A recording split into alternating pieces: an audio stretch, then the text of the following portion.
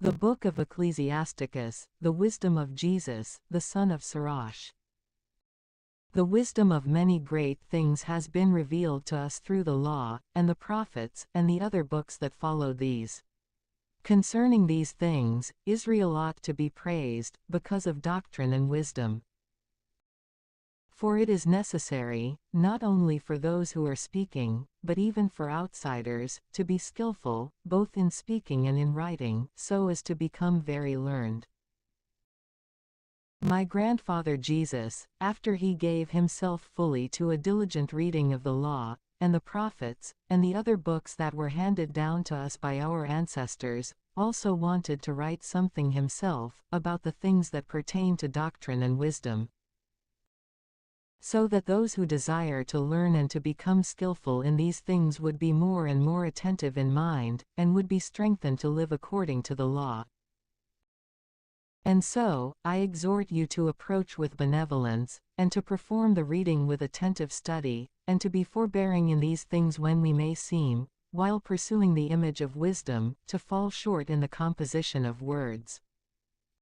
For the Hebrew words are deficient when they have been translated into another language. And not only these words, but also the law itself, and the prophets, and the remainder of the books, have no small difference from when they have been spoken in their own language. For in the time of King Ptolemy Euergetes, in the 38th year after I had arrived in Egypt, after I had been there for a long time, I found, left behind there, books with a doctrine neither small nor contemptible. And so I considered it to be both good and necessary for me to apply some significant diligence and labor in order to translate this book. Then, after much attentiveness to doctrine over a length of time, I brought to a close the things being considered, so as to offer this book for those who are willing to apply their mind and to learn how they ought to conduct their way of life, for those who have decided to form their life in accord with the law of the Lord. All wisdom is from the Lord God, and has always been with him, and is before all time. Who has numbered the sand of the sea, and the drops of the rain, and the days of the world? Who has measured the height of heaven, and the breadth of the earth, and the depth of the abyss? Who has examined the wisdom of God, which precedes all things? Wisdom was created before all things, and the understanding of prudence is before all time. The word of God on high is the source of wisdom, whose steps are eternal commandments. To whom has the root of wisdom been revealed, and who has recognized her astuteness? To whom has the discipline of wisdom been revealed and made manifest? And who has understood the multiplicity of her steps? The Most High Omnipotent Creator is one, and he is the mighty King, and he is exceedingly to be feared, sitting upon his throne, and he is the sovereign God. He created wisdom through the Holy 384 Spirit, and he saw her, and numbered her, and measured her. And he poured her over all his works, and over all flesh, to the extent of his favor, and he has offered her to those who love him. The fear of the Lord is glory, and honor, and rejoicing, and a crown of exaltation. The fear of the Lord will delight the heart, and will give joy and gladness and length of days. It will be well, in the very end, for him who fears the Lord, and on the day that he passes away, he will be blessed. The love of God is honorable wisdom. And those to whom she will appear for their consideration love her because of what they see and know of her great works. The fear of the Lord is the beginning of wisdom, and was created with the faithful in the womb, and walks with elect women, and is known by the just and the faithful. The fear of the Lord is the sanctity of knowledge. Sanctity will guard and justify the heart, and will bestow happiness and joy. It will be well with him who fears the Lord, and at the consummation of his days, he will be blessed. To fear God is the fullness of wisdom, and it is a fullness from its fruits. She will fill her entire house from her offspring, and storehouses from her treasures. The fear of the Lord is the crown of wisdom, the completion of peace, and the fruit of salvation. And the fear of the Lord has seen and numbered wisdom, but both are gifts of God. Wisdom will distribute knowledge and an understanding of prudence, and she lifts up the glory of those who hold to her. The root of wisdom is to fear the Lord, and its branches are long-lived. In the treasures of wisdom is understanding and the sanctity of knowledge. But to sinners, wisdom is an abomination. The fear of the Lord expels sin. For he who is without fear is not able to be justified. For the disposition of his spirit is his undoing. Those who are patient will suffer for a brief time, and afterwards, happiness will return. A noble mind will hide his words for a brief time, and then the lips of many will declare his understanding. Among the treasures of wisdom is the outward sign of discipline. But to those who sin, the worship of God is an abomination. Son, if you desire wisdom, observe justice, and then God will offer her to you. For the fear of the Lord is wisdom and discipline. And what pleases him is faith and meekness. And so shall he complete his treasures. You should not be incredulous to the fear of the Lord. And you should not draw close to him with a duplicitous heart. You should not be a hypocrite in the sight of men, and you should not scandalize with your lips. Attend to these things, otherwise you may fall and bring dishonor to your soul. And then God may uncover your secrets, and he may cast you down forcefully in the midst of the congregation. For you drew near to the Lord wickedly, and your heart was filled with deceit and falseness. Son, when you apply yourself to the service of God, stand in justice and in fear, and prepare for temptation. Humble your heart, and persevere. Incline your ear, and accept words of understanding. And you should not hurry away in the time of distress.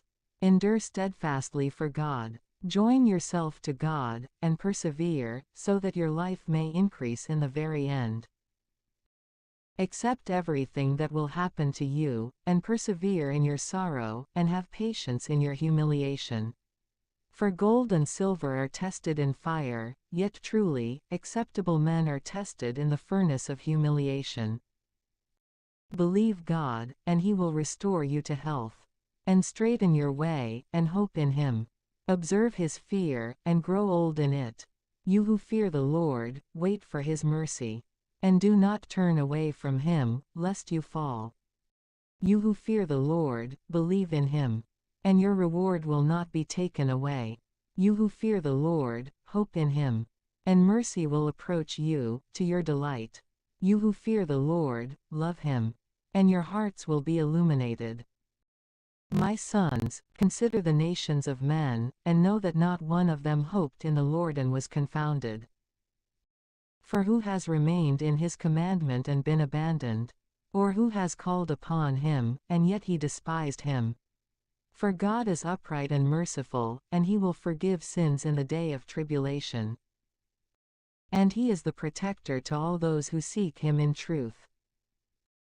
Woe to the duplicitous heart, and to the wicked lips, and to the hands that do evil, and to the sinner who walks the earth by two ways. Woe to the dissolute in heart, who do not trust God. For, as a result, they will not be protected by him. Woe to those who have lost endurance, and who have abandoned upright ways, and who have turned aside to depraved ways. And what will they do when the Lord begins to examine them? Those who fear the Lord will not be unbelieving toward his word. And those who love him will keep to his way. Those who fear the Lord will seek the things that are well-pleasing to him. And those who love him will be filled with his law. Those who fear the Lord will prepare their hearts, and they will sanctify their souls in his sight. Those who fear the Lord keep his commandments, and they will have patience even until his examination, saying, if we do not do penance, then we will fall into the hands of the Lord, and not into the hands of men. For according to his greatness, so also is his mercy with him. The sons of wisdom are the church of the just, and their generation is obedience and love. Sons, listen to the judgment of your father, and act accordingly, so that you may be saved. For God has honored the father in the sons, and, when seeking the judgment of the mother, he has confirmed it in the children. He who loves God will plead with him on behalf of sins, and will keep himself away from sin, and will be heeded in the prayers of his days. And, like one who stores up treasure, so also is he who honors his mother. He who honors his father will find happiness in his own children, and he will be heeded in the day of his prayer. He who honors his father will live a long life. And he who obeys his father will be a refreshment to his mother. He who fears the Lord honors his parents, and he will serve them as masters, for it is they who conceived him. In word and deed, and in all things, honor your father with patience, so that a blessing may come to you from him, and so that his blessing may remain to the very end. The blessing of the father strengthens the houses of the sons, but the curse of the mother uproots even its foundation. Do not boast in the disgrace of your father, for his shame is not your glory. For the glory of a man is from the honor of his father, and a father without honor is a discredit to the son. Son, support your father in his old age, and do not 385 grieve him in his life. And if his mind should fail, show kindness, and do not spurn him when you are in your strength. For almsgiving to the father will never be forgotten. For even in return for the sin of the mother, good will be repaid to you. And you will be built up in justice, and you will be remembered in the day of tribulation. And your sins will dissolve like ice in warm weather. What an evil form has he who forsakes his father! And whoever exasperates his mother is accursed by God. Son, perform your works in meekness, and you shall be loved beyond the glory of men. However great you may be, humble yourself in all things, and you will find grace in the presence of God. For only the power of God is great, and he is honored by the humble. You should not seek the things that are too high for you, and you should not examine the things that are beyond your ability. But as for the things that God has entrusted to you, consider these always. But you should not be curious in too many of his works. For it is not necessary for you to see with your own eyes the things that are hidden. In unnecessary matters, do not choose to be an examiner of many different things, and you should not be curious about too many of his works. For many things have been revealed to you, beyond the understanding of men.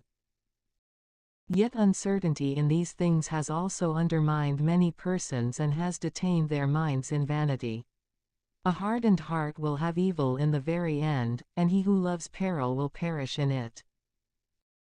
A heart advancing in two directions will not have success, and the depraved heart will be scandalized in this way. A wicked heart will be burdened with sorrows, and a sinner will add further sins. The synagogue of the arrogant will not be healed. For the stock of sinfulness will take root in them, and it will not be understood. The heart of the wise is understood by wisdom, and a good ear will listen to wisdom with all its desire. A wise and understanding heart will abstain from sins, and will have success in works of justice. Water extinguishes a burning fire, and almsgiving withstands sins. And God is the watchman for him who repays a kindness. He remembers him afterwards, and in the time of his fall, he will find a firm support. Son, you should not cheat the poor out of alms, nor should you avert your eyes from a poor man. You should not despise the hungry soul, and you should not aggravate a poor man in his need. You should not afflict the heart of the needy, and you should not delay an offer to someone in anguish. You should not make requests of one who is greatly troubled, and you should not avert your face from the indigent. You should not avert your eyes from the needy out of anger. And you should not abandon those who seek help from you, so that they speak curses behind your back. For the pleadings of him who speaks curses of you, in the bitterness of his soul, will be heeded. for the one who made him will heed him. Make yourself a friend to the congregation of the poor, and humble your soul before an elder, and humble your head before the great. Turn your ear without sadness toward the poor, and repay your debt, and respond to him peacefully in meekness. Free him who suffers injury at the hand of the arrogant, and do not carry animosity in your soul. In judging, be merciful to the orphan, like a father, and be merciful to their mother, like a husband. And then you shall be like an obedient son of the Most High, and he will take pity on you more than a mother would. Wisdom breathes life into her sons, and she lifts up those who are seeking her, and she will precede them in the way of justice. And he who loves her loves life, and those who watch for her shall embrace her delights. Those who hold to her will inherit life, and whatever place she enters, God will bless. Those who serve her will yield to what is holy, and God loves those who love wisdom. He who listens to her shall judge the nations, and he who gazes upon her will remain secure. If he believes in her, he will inherit her, and whatever arises from him will be confirmed. For she walks with him through temptation, and she chooses him from the beginning. She will lead fear and dread and trials over him, and she will crucify him with the tribulation of her doctrine, until she has tested him in his thoughts and she can trust in his soul. And then she will strengthen him, and lead him along a straight path, and rejoice in him. And she will disclose her secrets to him, and she will store up treasure, of the knowledge and understanding of justice, in him. But if he has wandered astray, she will leave him behind, and she will deliver him into the hands of his enemy. Son, be continually observant, and keep away from evil. For the sake of your soul, you should not be ashamed to speak the truth. For there is a shame that brings sin, and there is a shame that brings glory and grace. You should not accept a face contrary to your own face, nor should you accept a lie contrary to your own soul. You should not enjoy the fall of your neighbor. Neither should you withhold words at an opportunity for salvation. You should not conceal your wisdom in her beauty. For wisdom is discerned within speech, and understanding and knowledge and doctrine are discerned in the words of those who understand and by their steadfastness in the works of justice. You should not contradict a word of truth in any way. Otherwise, by a falsehood born of ignorance, you will be confounded. You should not be ashamed to confess your sins, but do not subject yourself to any man because of sin.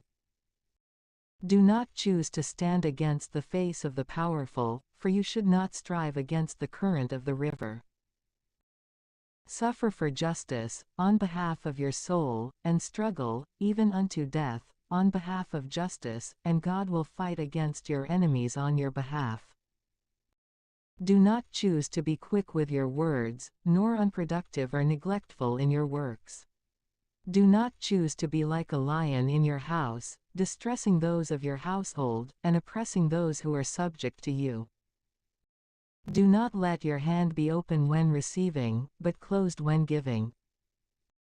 Do not choose to seek iniquitous possessions, and you should not say, I have all I need in life.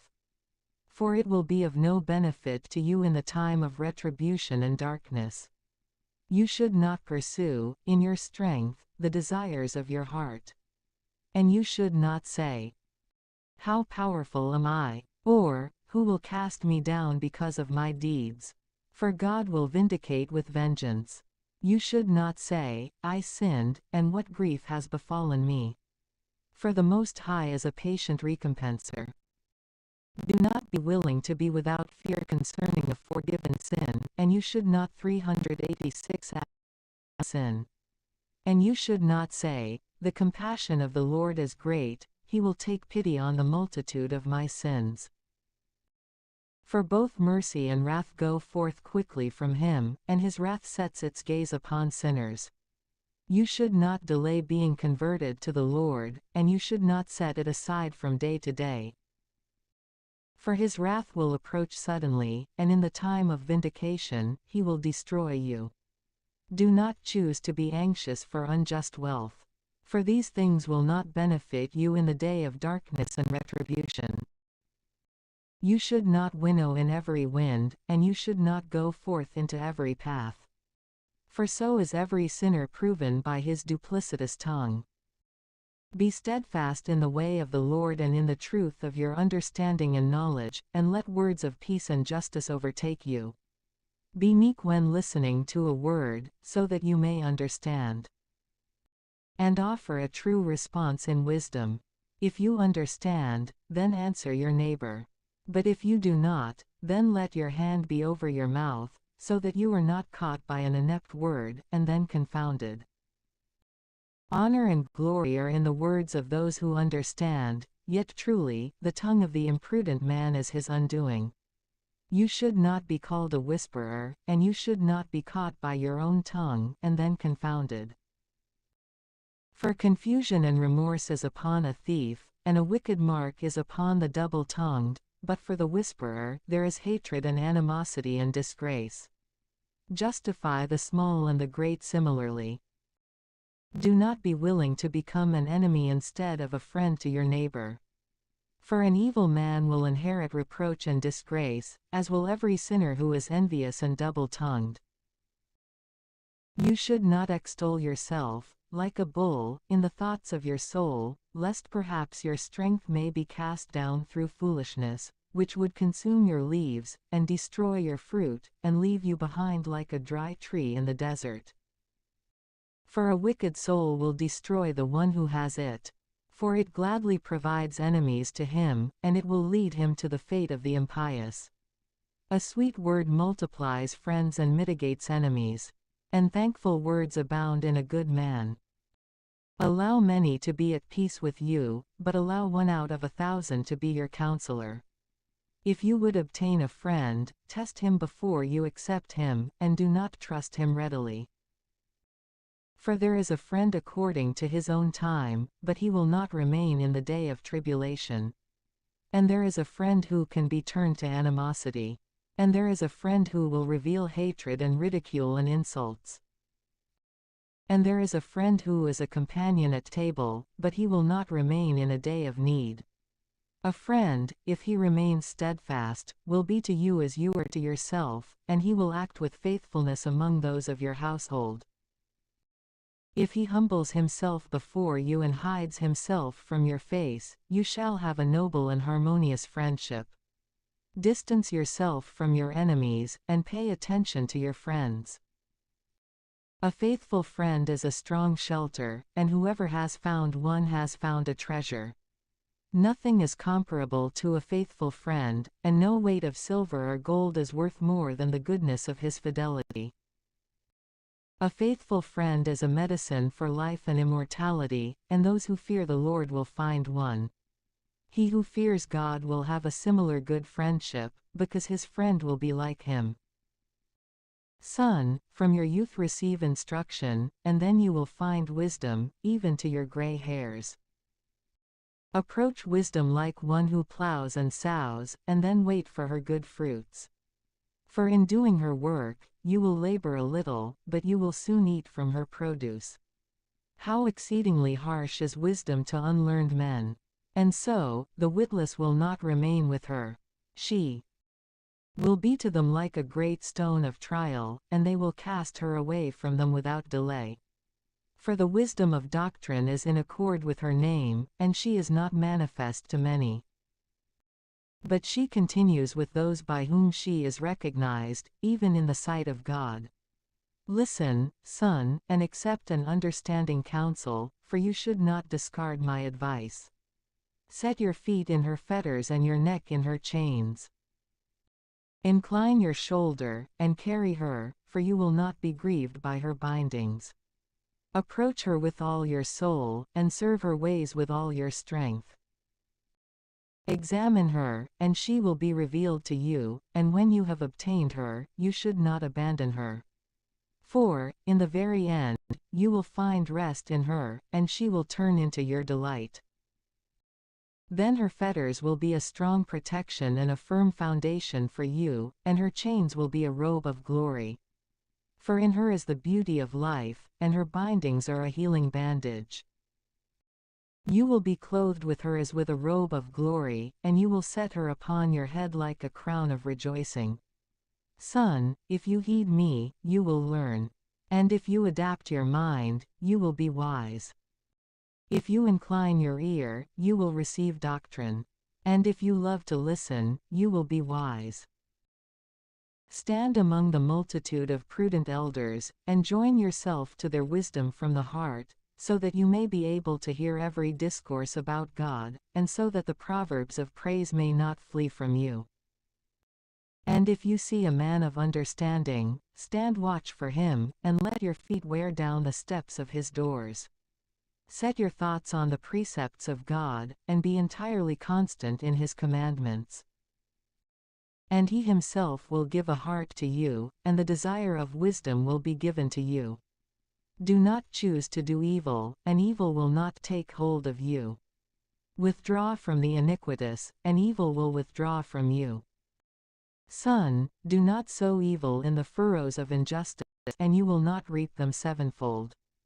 Do not seek a role of leadership from the Lord, and do not seek a seat of honor from the king. You should not justify yourself before God, for he is the knower of hearts. And by no means should you wish to seem wise before the king. Do not seek to become a judge, unless you have sufficient strength to shatter iniquities. Otherwise, you might fear the face of the powerful, and so establish a scandal within your integrity. You should not sin against the multitude of a city, nor should you cast yourself against the people. And you should not bind two sins together.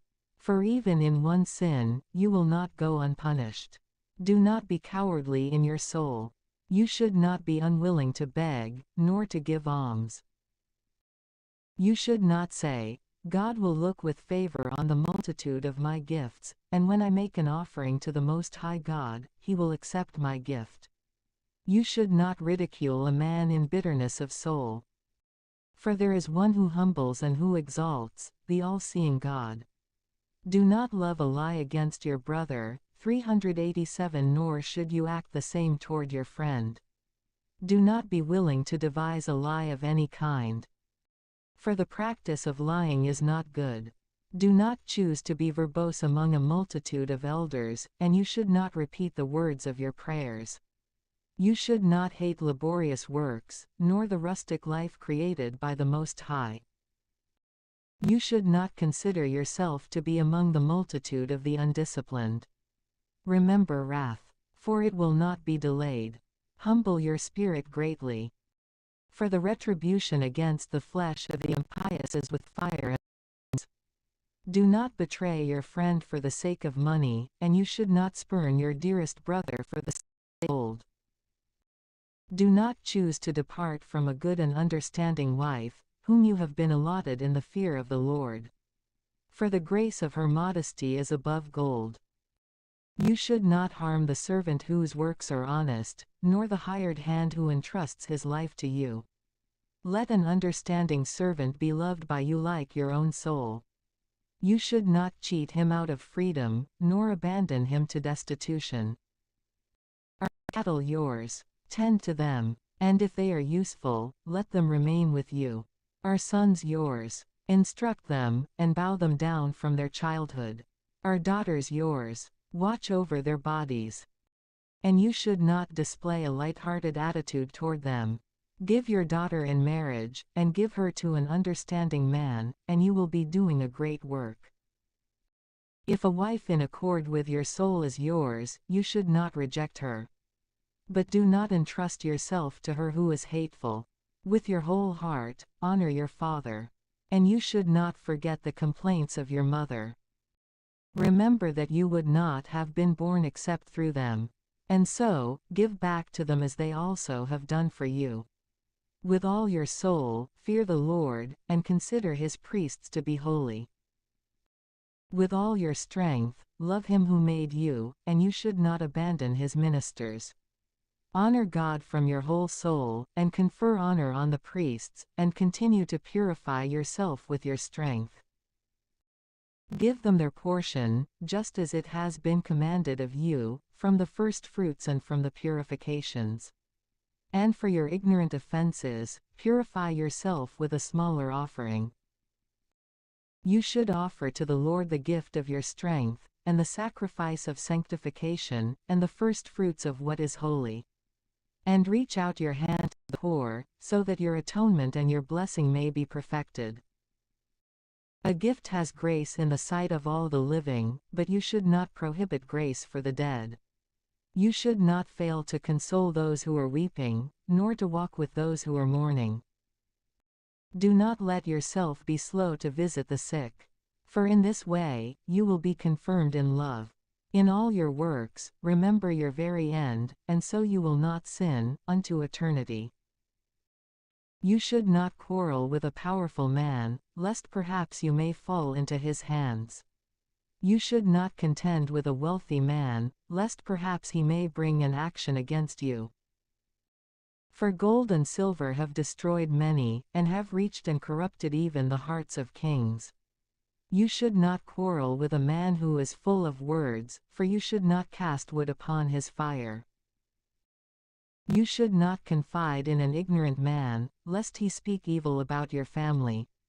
You should not despise a man who turns himself away from sin, nor reproach him with it. Remember that we are all subject to correction. You should not spurn a man in his old age. For we are all subject to growing old. Do not be willing to rejoice at the death of your enemy, knowing that we all die, and that we do not want others rejoice over us. You should not despise the discourse of those who are old and wise, instead, ponder their proverbs. For from them, you will learn wisdom and intelligent doctrine, so as to serve great men without blame. Do not allow the discourse of your elders to pass you by. For they have learned from their fathers. And from them, you will learn understanding, and you will learn what response to give in a time of necessity. You should not kindle the coals of sinners by arguing with them. For you might be scorched by the flame from the fire of their sins. You should not stand against the face of a contemptuous person, otherwise he may sit down as if waiting in ambush against your words. You should not lend to a man who is stronger than you. But if you do lend, consider it lost. You should not promise beyond your ability. But if you do promise, consider how to fulfill it. You should not judge against a judge. For he judges according to what is just. You should not go forth on the way with an audacious man, lest perhaps he may burden you with his evils. For he goes forth according to his own will, and you will perish with him in his folly. You should not start a conflict with an angry man, and you should not go into the desert with an audacious man. For shedding blood is nothing to him, and in a place where there is no help for you, he will overthrow you. You should not hold counsel with the foolish. For they are not able to love anything except what pleases them. You should not take counsel in the sight of an outsider, for you do not know what he will do next. You should not reveal your heart to every man, lest perhaps he may offer a false kindness to you, and then speak reproachfully about you. You should not be jealous of the wife of your bosom, lest she reveal, because of you, the malice of a wicked lesson. You should not give authority over your soul to a woman, lest she obtain your strength, and then you would be confounded. You should not look with favor on a woman with many desires, lest perhaps you may fall into her traps. You should not be continually in need of entertainment, nor should you be persuaded by it, lest perhaps you may perish by its effectiveness. You should not stare at a virgin, lest perhaps you may be scandalized by her beauty. You should not give your soul, in any way, to fornicators, lest you destroy yourself and your inheritance. Do not choose to look around in the streets of the city, nor should you wander along its thoroughfares. Avert your face from an ornate woman, for you should not gaze upon strange beauty. Many have perished because of the beauty of a woman, and by this, desire is kindled like a fire. Every woman who is a fornicator will be trampled down, like the filth in the street. Many, by admiring the beauty of the wife of another, have become reprobate. For familiarity with her flares up like a fire. You should not sit down at all with another man's wife, nor recline with her on a couch. And you should not argue with her over wine, lest perhaps your heart may turn toward her, and by your emotion, you would be 388 toppled into perdition. You should not abandon an old friend. For a new one will not be similar to him. A new friend is like new wine. It will grow old, and then you will enjoy drinking it. You should not envy the glory and wealth of a sinner. For you do not know what may be his undoing in the future. The injury of the unjust should not please you, knowing that, until they are in hell, the impious will not please. Keep yourself far from a man having the power to kill, and then you will not have the fear of death suspended over you. But if you do approach him, do nothing to offend, lest perhaps he may take away your life. Know that this is a communion with death. For you would be entering the midst of snares, and walking upon the arms of the grieving. According to your ability, be cautious of your neighbor, and treat him as the wise and prudent would. Let just men be your companions, and let your glory be in the fear of God. And let the thought of God be in your mind, and let all your discourse be on the precepts of the Most High. Works will be praised for the hands of the artists, and a leader of the people will be praised for the wisdom of his words, yet truly, the word of the elders will be praised for its understanding. A man full of words is a dread to his city, but one who speaks rashly will be hated for his word. A wise judge will judge his people, and the leadership of an understanding man will be steadfast.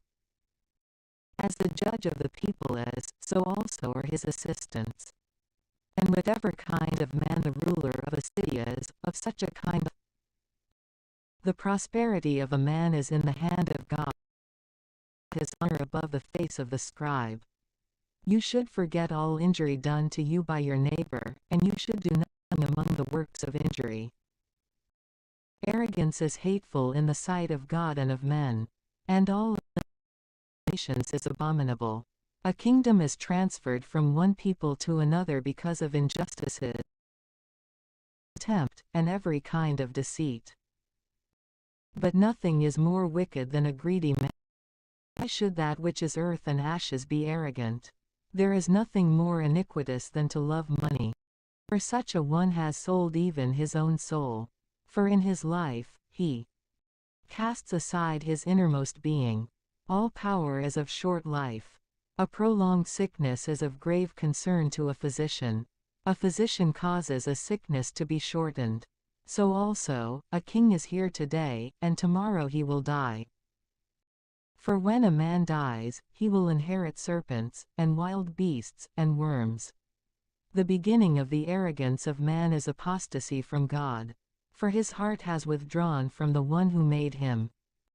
For arrogance is the beginning of all sin. Whoever holds to it, will be filled with evil words, and it will overthrow him in the end. Because of this, the Lord has dishonored the gatherings of the evil, and he has destroyed them, even unto the end. God has destroyed the seats of arrogant leaders, and he has caused the meek to be seated in their place. The roots of arrogant nations, God has dried up, and the humble among these nations, he has planted. The Lord has overthrown the lands of the Gentiles, and he has utterly destroyed them, even to their foundation. He has dried up some of them, and he has utterly them, and he has caused their memory to depart from the earth. God has abolished the arrogant, and he has left behind only the memory of those who are humble in mind. Arrogance was not created for men, nor was an angry temperament created for the gender of women. Those who fear God among the offspring of men will be honored. But those among the offspring who ignore the commandments of the Lord will be dishonored. In the midst of his brothers, a ruler has honor. And those who fear the Lord will have honor in his eyes. The fear of God is the glory of the wealthy, and of the honorable, and of the poor. Do not choose to despise a just man who is poor, and do not choose to magnify a sinful man who is rich. The great man, and the judge, and the powerful have honor. But no one is greater than he who fears God. Those who are free will serve an understanding servant. And a prudent and disciplined man will not murmur at correction. But an ignorant man will not be honored. Do not choose to extol in doing your work, and do not be unproductive during the time of distress. He who works, and so abounds in all things, is better than he who boasts, and so lacks bread. Son, preserve your soul in meekness, and give it honor according to its merit. Who will justify one who sins in his soul? And who will honor one who dishonors his soul? The poor man is glorified by his discipline and fear. And there is a man who is honored because of his substance.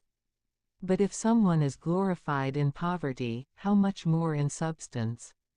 And whoever is glorified in substance, let him fear poverty. The wisdom of one who is humble will exalt his head, and will cause him to sit down in the midst of great men.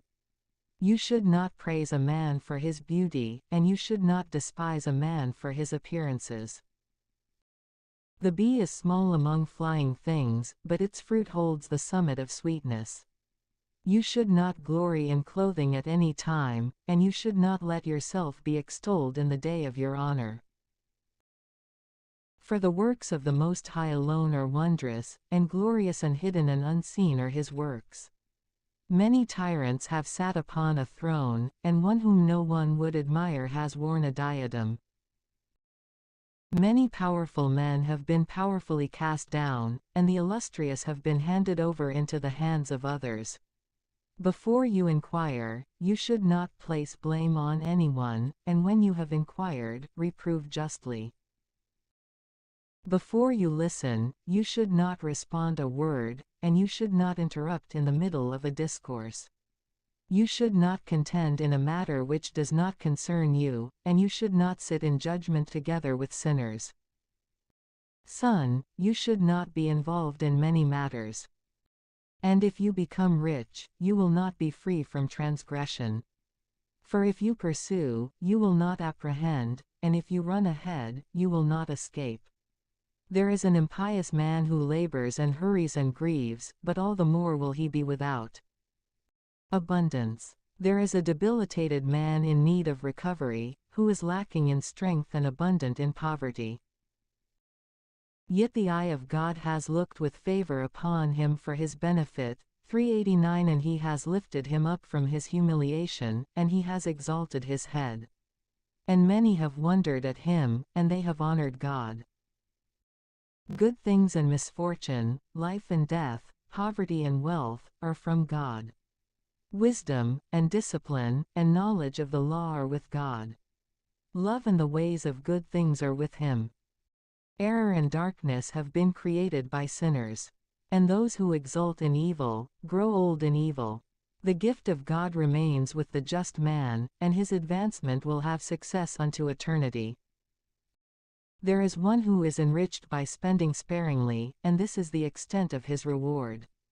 About this, he says, I have found rest for myself, and now I alone will eat from my goods. But he does not know how much time will pass before death approaches, and then he must leave everything behind to others and die. Stand fast in your covenant, and become familiar with it, and grow old in the work of your commandments. You should not spend time in the works of sinners. Instead, trust in God and remain in your own place. For it is easy, in the eyes of God, to make a pauper suddenly rich. The blessing of God hurries to reward the just man, and in a fleeting hour his advancement bears fruit. You should not say, What do I need? Or, What good will there be for me in this? You should not say, "I have enough for myself," or, "What could be worse than this?" In a day of good things, you should not be forgetful of misfortunes. And in a day of misfortunes, you should not be forgetful of good things. For it is easy, in the sight of God, on the day of one's passing, to repay each one according to his ways. The affliction of an hour causes one to forget great delights, and in the end of a man is the uncovering of his works. You should not praise any man before death. For a man is known by his children. You should not bring every man into your house. For many are the snares of the deceitful. For as a stomach with a bad smell vomits, and as a partridge is led into a cage, and like a deer led into a snare, so also is the heart of the arrogant. And it is like a bystander watching his neighbor fall. For it lies in ambush, and then turns good into evil, and it will place the blame on the elect. From one spark, a great fire grows, and from one deceitful man, much blood flows. But a very sinful man lies in ambush for blood. Pay close attention to yourself before a harmful man, for he fabricates evils. Otherwise, he may lead over you a whispered reproach unceasingly. Receive a stranger to yourself, and he will overthrow you with a whirlwind, and he will alienate you from what is your very own. If you do good, know to whom you do it, and there will be many thanks for your good deeds. Do good to the just, and you will find great recompense, and if not from him, certainly from the Lord. For there is no good for someone who is always occupied in evil, or who does not give alms. For the Most High holds hatred for sinners, but he takes pity on the repentant. Give to the merciful, and you should not assist the sinner. For the impious and the sinner will be repaid with the vengeance being held for them on the day of retribution. Give to the good, but you should not receive from a sinner. Do good to the humble, but you should not give to the impious. Withhold your bread, do not give it to him, otherwise he may overpower you with it. For you will find twice the evil for all the good you will have done to him. For the Most High also holds hatred for sinners, and he will repay vengeance to the impious. A friend will not be known in good times, and an enemy will not be hidden in adversity. By the good fortune of a man, his enemies are grieved, and by his misfortune, a friend is revealed. You should never trust your enemy. For his wickedness rusts like a brass pot. And if he humbles himself and goes about, bowed down, increase your alertness and guard yourself from him. You should not sit down anywhere near him, nor should you allow him to sit at your right hand, lest perhaps he may turn toward your place, and seek your seat, and then, in the very end, you would understand my words and be stung by my sermon. Who will take pity on an enchanter struck by a serpent, or on someone who draws near to wild beasts? And so it is with one who keeps company with an iniquitous man and is involved in his sins. For 1 hour, he will abide with you. But if you begin to turn aside, he will not permit it.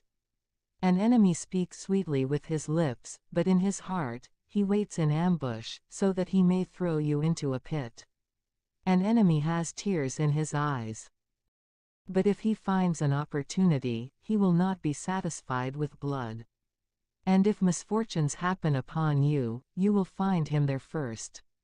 An enemy has tears in his eyes, but while pretending to help you, he will dig under your feet. He will shake his head, and clap his hands, and whisper much, and change his expression. Whoever touches pitch will be contaminated by it. And whoever associates with the arrogant will be clothed by arrogance. Whoever associates with those more honorable than himself sets a burden on himself. And so, you should have no fellowship with someone who is wealthier than you. What will the cooking pot have in common with the earthen vessel? And when they collide with one another, one will be broken. The rich man has suffered no injustice, and yet he fumes. But the poor man, though he has been wounded, will remain silent. If you are generous, he will take you up, and when you have nothing, he will cast you aside. If you possess, he will feast with you, and he will empty you, and he will not grieve over you. If he has need of you, he will deceive you, and while smiling, he will give you hope. He will converse with you pleasantly, and he will say, "What is it that you need?" And he will impress you with his foods, until he has drained you 2 or 3 times, and in the very end, he will ridicule you. And afterward, when he sees you, he will abandon you, and he will shake his head at you. Humble yourself before God, and wait for his hands. Be careful, otherwise, having been seduced into foolishness, you will be humiliated. Do not choose to be low in your wisdom, otherwise, having been brought low, you will be seduced into foolishness. If you are invited by someone who is more powerful than you, you should decline. Otherwise, he will invite you all the more. You cannot be rude to him, lest you be pushed away. And you cannot stray far from him, lest you be forgotten. You cannot hold a discussion with him as with an equal. You should not trust his many words. For by much 390 talking, he will probe you, and while smiling, he will question you about your secrets. His cruel mind will store up your words, and he will not spare you from affliction, nor from prison. Be cautious of yourself, and attend diligently to what you are hearing. For you are walking toward your own destruction. Yet truly, while listening to these things, consider it as if it were a dream, and you will awaken. Love God for your entire life, and call upon him for your salvation. Every animal loves its own kind, so also every man loves those closest to himself.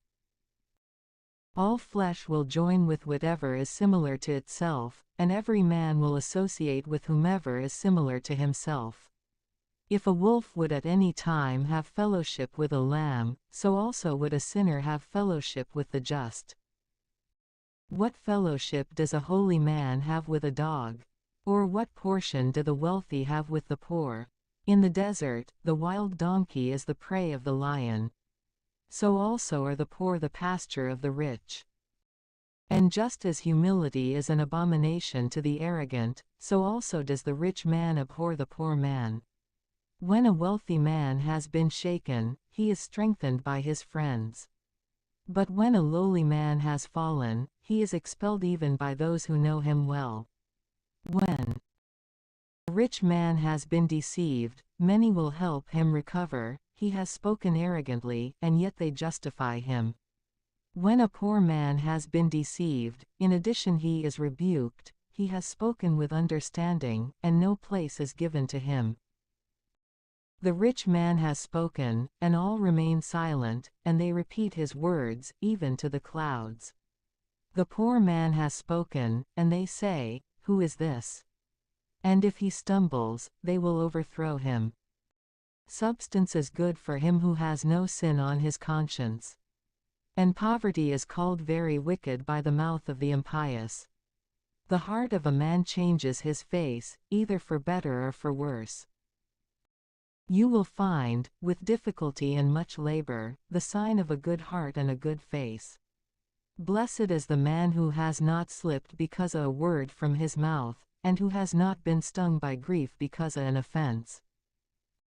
Happy is he who does not have sadness in his mind, and who has not fallen away from his hope.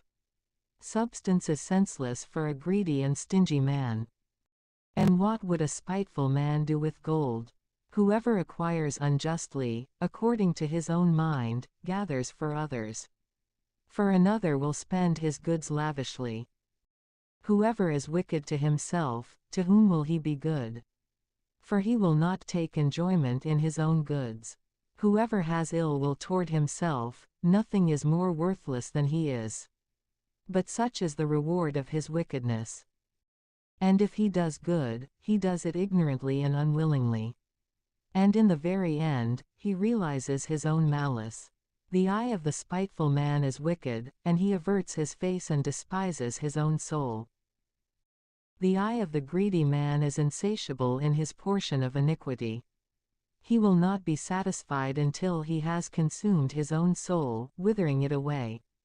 An evil eye is directed at evil things. And he will not be satisfied by bread, instead, he will be needy and grieving at his own table. Son, if you have anything, do good to yourself, and offer worthy oblations to God. Remember that death has not been delayed, and that the covenant of the grave has been revealed to you. For the covenant of this world will pass away in death. Do good to your friend before you die. And according to your ability, extend your hand and give to the poor. Do not cheat yourself out of a good day, and do not let the smallest good gift pass you by. Should you not leave it to others to divide your sorrows and labors by lot? Give, and receive, and justify your soul. Before your passing, accomplish justice. For in death, there is no food to be found. All flesh grows old like the grass, and like the foliage that springs forth from a green tree. Some spring up, and others fall away. Such is the generation of flesh and blood. One is finished, and another is born. Every corruptible work will fail in the end, and its worker will go with it. Work will be justified, and whoever worked it will be honored by it. Blessed is the man who will abide in wisdom, and who will meditate on her righteousness, and who, in his mind, will consider the circumspection of God. He considers her ways in his heart, and he finds understanding in her secrets. He goes after her like an investigator, and he is constant in her ways. He gazes through her windows, and he listens at her door. He rests next to her house, and, fastening a peg in her walls, he sets up his cottage by her hands. And so, good things will find rest in his cottage as time passes. He will station his sons under her covering, and he will abide under her branches. He will be protected by her covering from the heat, and he will rest in her glory. Whoever fears God will do good, and whoever holds to justice will obtain it. And like an honorable mother, she will meet him, and like a virgin bride, she will receive him. She will feed him with the bread of life and understanding. And she give him to drink from the water of salvific wisdom. And she will be confirmed in him, and he will not waver. And she will hold to him, and he will not be confounded. And she will exalt him, along with those closest to him. And in the midst of the church, she will open his mouth, and she will fill him with the spirit of wisdom and understanding, and she will clothe him with a robe of glory. She will store up in him a treasure of rejoicing and exultation, and she will cause him to inherit an everlasting name. But foolish men will not take hold of her. And though understanding men will meet her, foolish men will not catch sight of her. For she is far from arrogance and deceit. Lying men will be wary of her. But men who speak the truth will be found with her, and they will have success, even when examined by God. Praise is not beautiful in the mouth of a sinner, for wisdom was sent from God.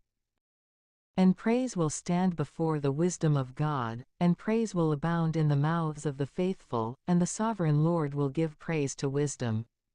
You should not say, "It is because of God that wisdom is absent." For you should not do what he detests.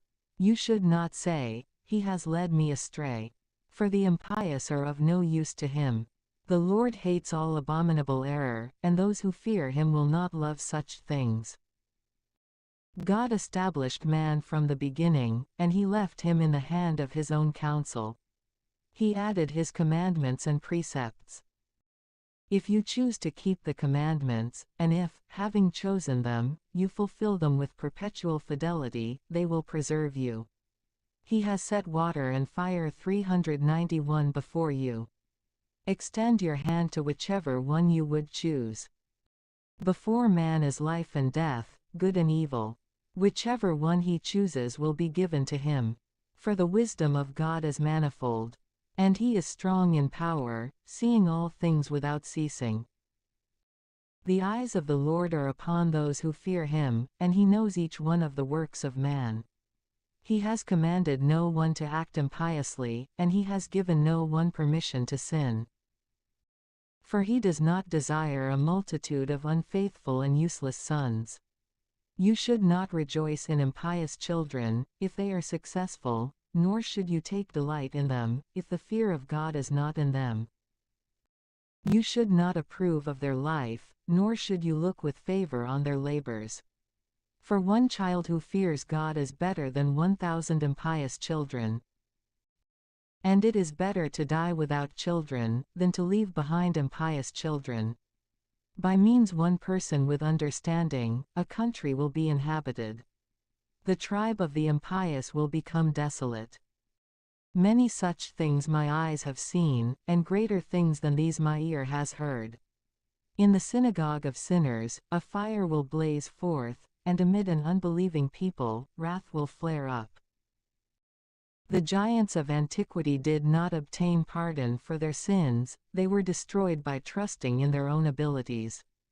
And he did not spare the place of Lot's sojourn, and he abhorred them because of the arrogance of their words.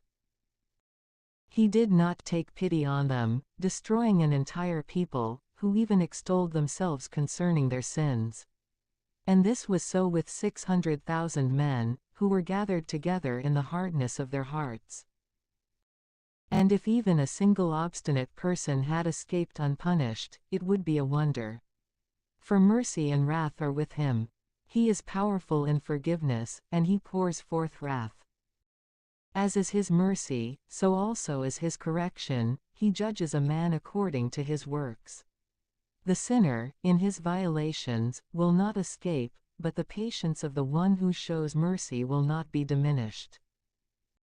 Every mercy will make a place for each man, according to the merit of his works, and according to the understanding of his sojourn. You should not say, I am hidden from God, or, who, from on high, will take note of me? Or, among a great number of people, I will not be noticed. For what is my soul amid such an immense creation? Behold, the heavens, and the heaven of the heavens, the abyss, and the entire earth, and the things that are within these, will be shaken by his gaze, together with mountains and hills, and the foundations of the earth. When God casts his gaze upon them, they will be struck with trembling. And concerning all these things, the heart is without understanding, but every heart is understood by him. And who will understand his ways, or the tempest, which no eye of man will see? For many of his works are concealed. But who will announce the works of his justice? Or who will endure them? For the testament is far from some persons, and the examination of each thing is in its end. Whoever diminishes the heart, thinks empty thoughts. For the imprudent and erring man thinks up foolishness.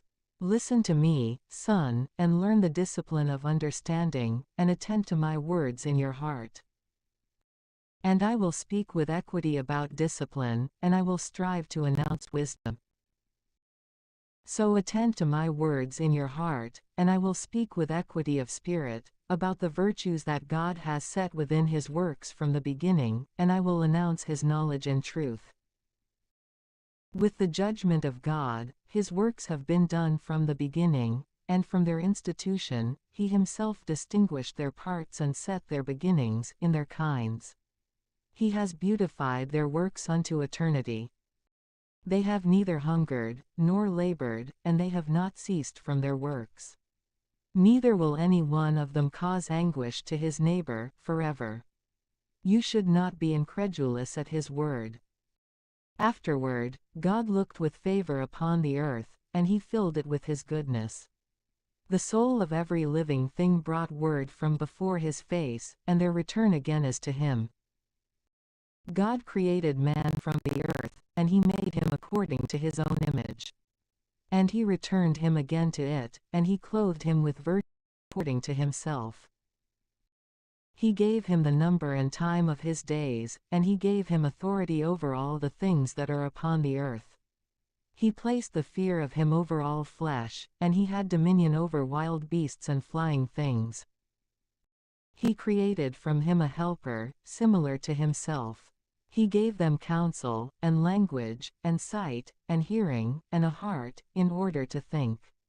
And he filled them with the discipline of understanding. He created within them the knowledge of the Spirit. He filled their heart with understanding, and he showed them both good and evil.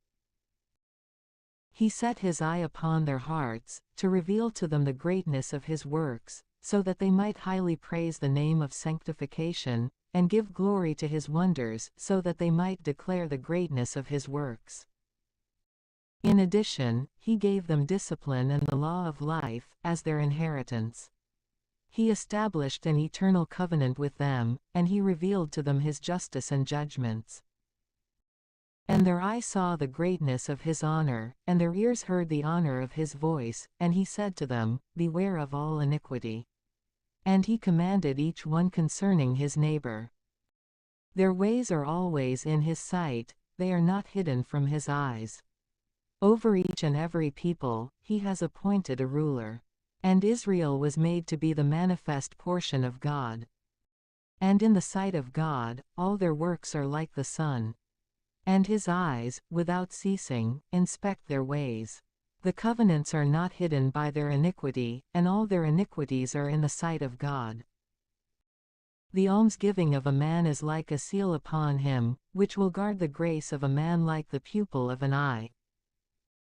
And afterward, it will rise up and repay them their reward, each one upon his head, and it will return to the hidden places of the earth. Now, to the repentant, he has given the way of justice, and he has strengthened those lacking in patience, and he has fastened them to a destiny of truth. Convert to the Lord, and relinquish your sins. Make supplication before the face of the Lord, and diminish your offenses. Return to the Lord, and turn away from your injustice, and have immense hatred for abomination. And acknowledge the justices and judgments of God, and stand firm in the circumstances set before you and in prayer to the Most High God. Go to the side of the holy generation, to those who live in order 392 to give praise to God. You should not linger in the error of the impious, confess before death. Confession perishes from the dead as if it were nothing. Confess while living, you should give thanks while you are still alive and healthy. And you should praise God and glory in his compassion. How great is the mercy of the Lord, and his forgiveness, for those who convert to him. For not all things can be in men, because the Son of Man is not immortal, and because they are pleased by the emptiness of malice. What is brighter than the sun? Yet this will fail. Or what is more wicked than that which flesh and blood has invented? And this will be reproved. He beholds the power of the heights of heaven. And all men are earth and ashes. The one who dwells in eternity created all things together. God alone will be justified, and he remains an invincible king for eternity. Who is able to declare his works? For who can examine his greatness? And who will announce the power of his magnitude? Or who would be able to describe his mercy? There is no diminishing, and no increasing, and there is no discovering, the greatness of God. When man has reached the end, then he will begin. And when he ceases, he will be in need. What is man, and what is his grace?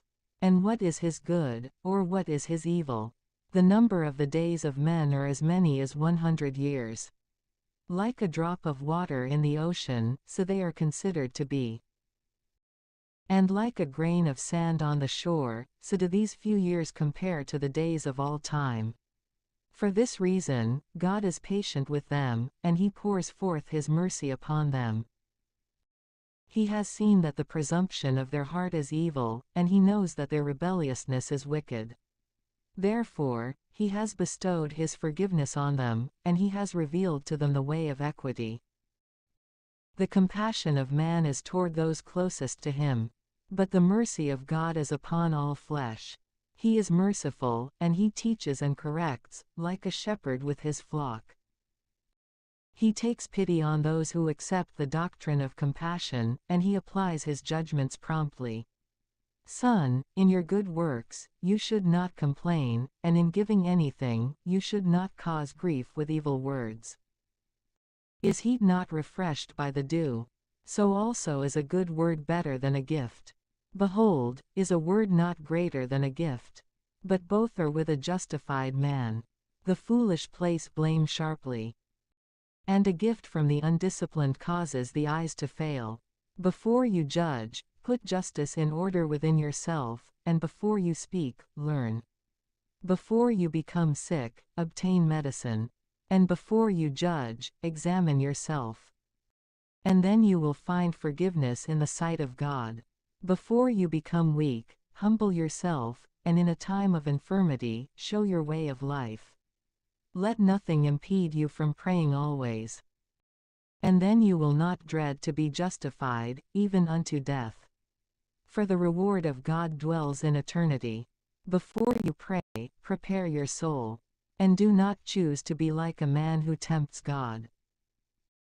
Remember the wrath that will be on the day of consummation, and remember the time of retribution, when he will turn away his face. Remember poverty in a time of abundance, and remember the deficiency of poverty in a day of riches. From morning until evening, the time will be changed, and all these are swift in the eyes of God. A wise man will be cautious in all things, and during a time of many offenses, he will be attentive against inaction. Anyone who is astute recognizes wisdom, and he will acknowledge anyone who finds it. Those who show understanding with words also have acted wisely themselves, and they have understood truth and justice, and they have fulfilled proverbs and judgments. You should not go after your desires, instead, turn away from your own will. If you offer your desires to your soul, this will cause you to become a joy to your enemies. Take no delight in disorderly gatherings, whether large or small. For their commission of offenses is unceasing. You should not be reduced by the contention of borrowing, even if there is nothing in your purse. For you would be contending against your own life. An inebriated worker will not be wealthy. And whoever despises littleness will fall a little at a time. Wine and women cause wise men to fall away, and then they will complain against those who understand. And whoever joins himself to fornicators will become wicked. Decay and worms will inherit him, and he will be denounced as the greater example, and his soul will be deducted from the number. Whoever is quick to believe has a trivial heart and will be diminished. And whoever offends against his own soul will have even less. Whoever rejoices in iniquity will be condemned. And whoever hates correction will have less in life. But whoever hates excessive talk extinguishes evil. Whoever sins against his own soul will be punished. And whoever rejoices in malice will be condemned. You should not repeat a wicked and harsh word, and then you will not be diminished. Do not reveal your mind to friend or foe. And if there is a sin within you, do not disclose it. For he will listen to you and watch you, and while pretending to defend your sin, he will despise you, and so he will be whenever he is with you. Have you heard a word against your neighbor? Let it die within you, trusting that it will not burst forth from you.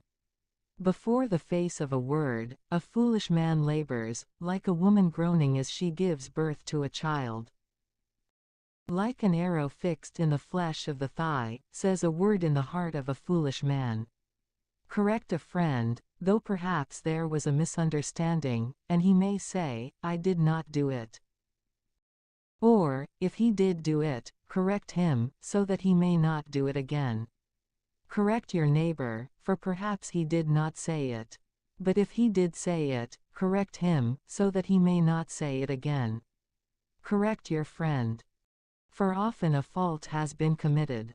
And do not believe every word. There is one who slips with his word, but not with his heart.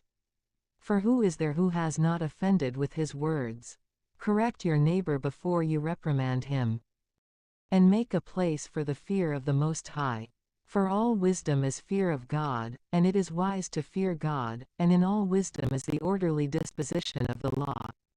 But the discipline of wickedness is not wisdom. And there is no prudence in the thoughts of sinners.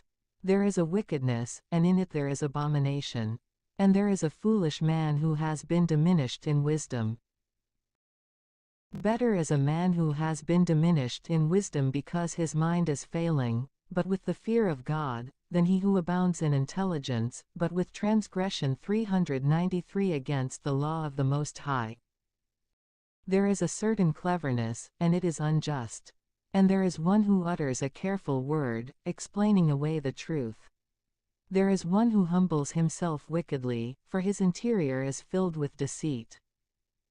And there is one who lowers himself excessively with a great debasement. And there is one who inclines his face downward, and pretends as if he did not see what has not been made known. And if he is prevented from sinning by a lack of ability, and then finds an opportunity for evildoing, he will do evil. A man is recognized by his appearances.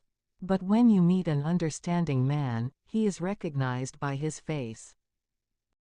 The clothing of the body, and the laughter of the teeth, and the walk of a man, give a report about him. There is a lying correction in the anger of a contemptuous man. And there is a judgment which does not prove to be good. But there is one who is silent, and the same is prudent. How much better is it to reprove, than to become angry, so as not to hinder him who may confess in prayer. The lust of an eunuch will deflower a young maiden, similar is he who by violence gives an iniquitous judgment. How good it is, when you are corrected, to show contrition. For in this way, you will escape deliberate sin. There is one who, by remaining silent, is found to be wise. And there is another who is hateful and who provokes by speaking out. There is one who, not having the understanding to speak, remains silent.